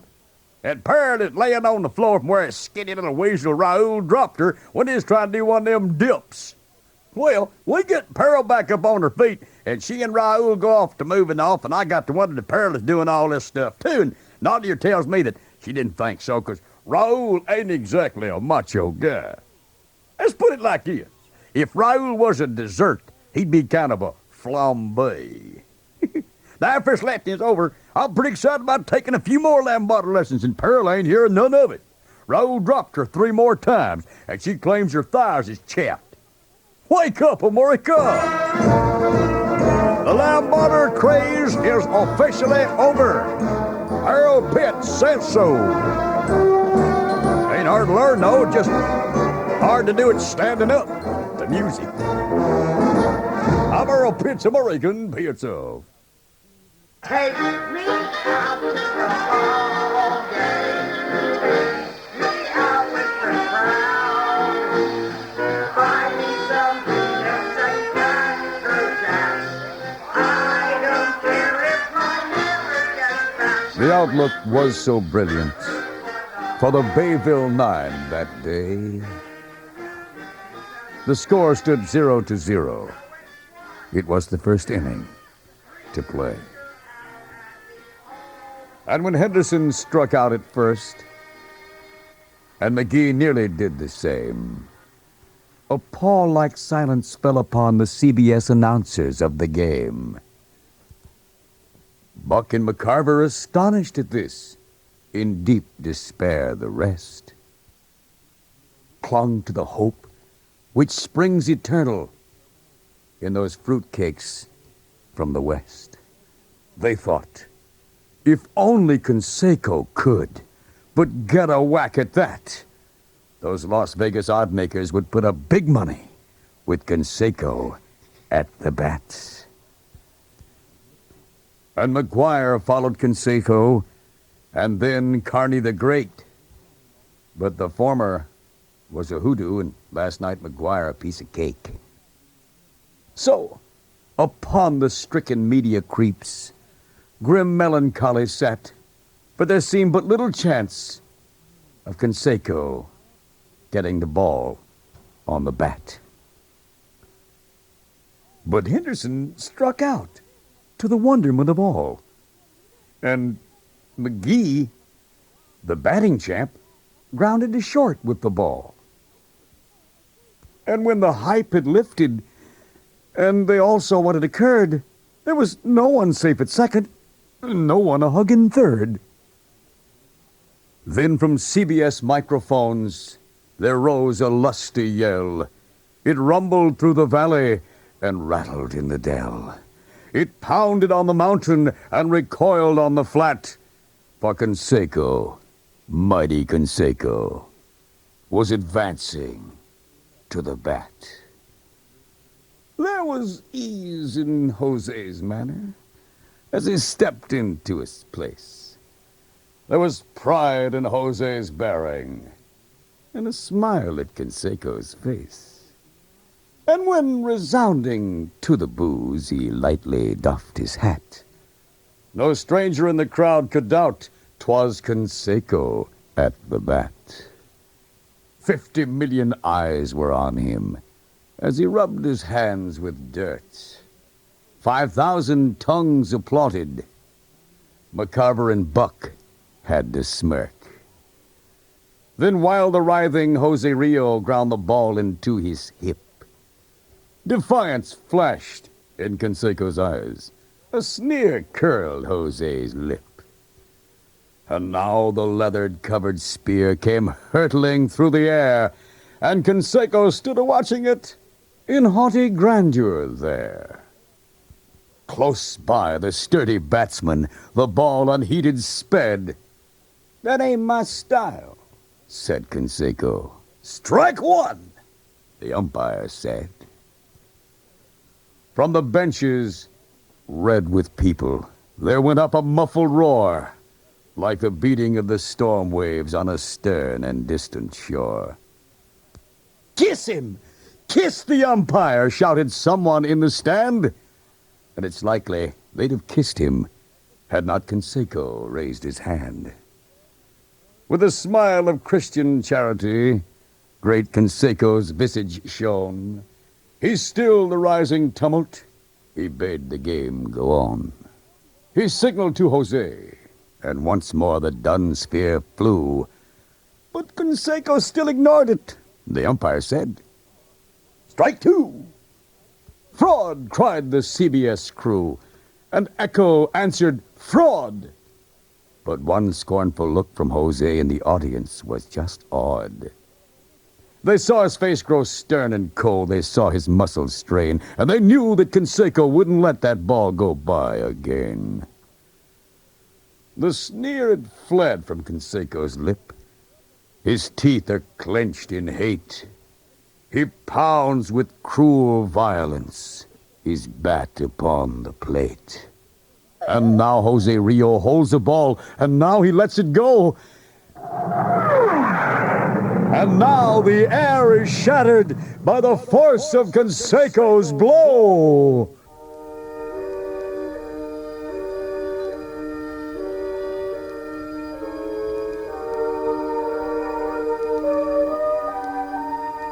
Oh, somewhere in this favored land, the sun is shining bright. The band is playing somewhere, and somewhere hearts are light. And somewhere men are laughing, and little children shout. But there is no joy in Bayville. The mighty Conseco has struck out.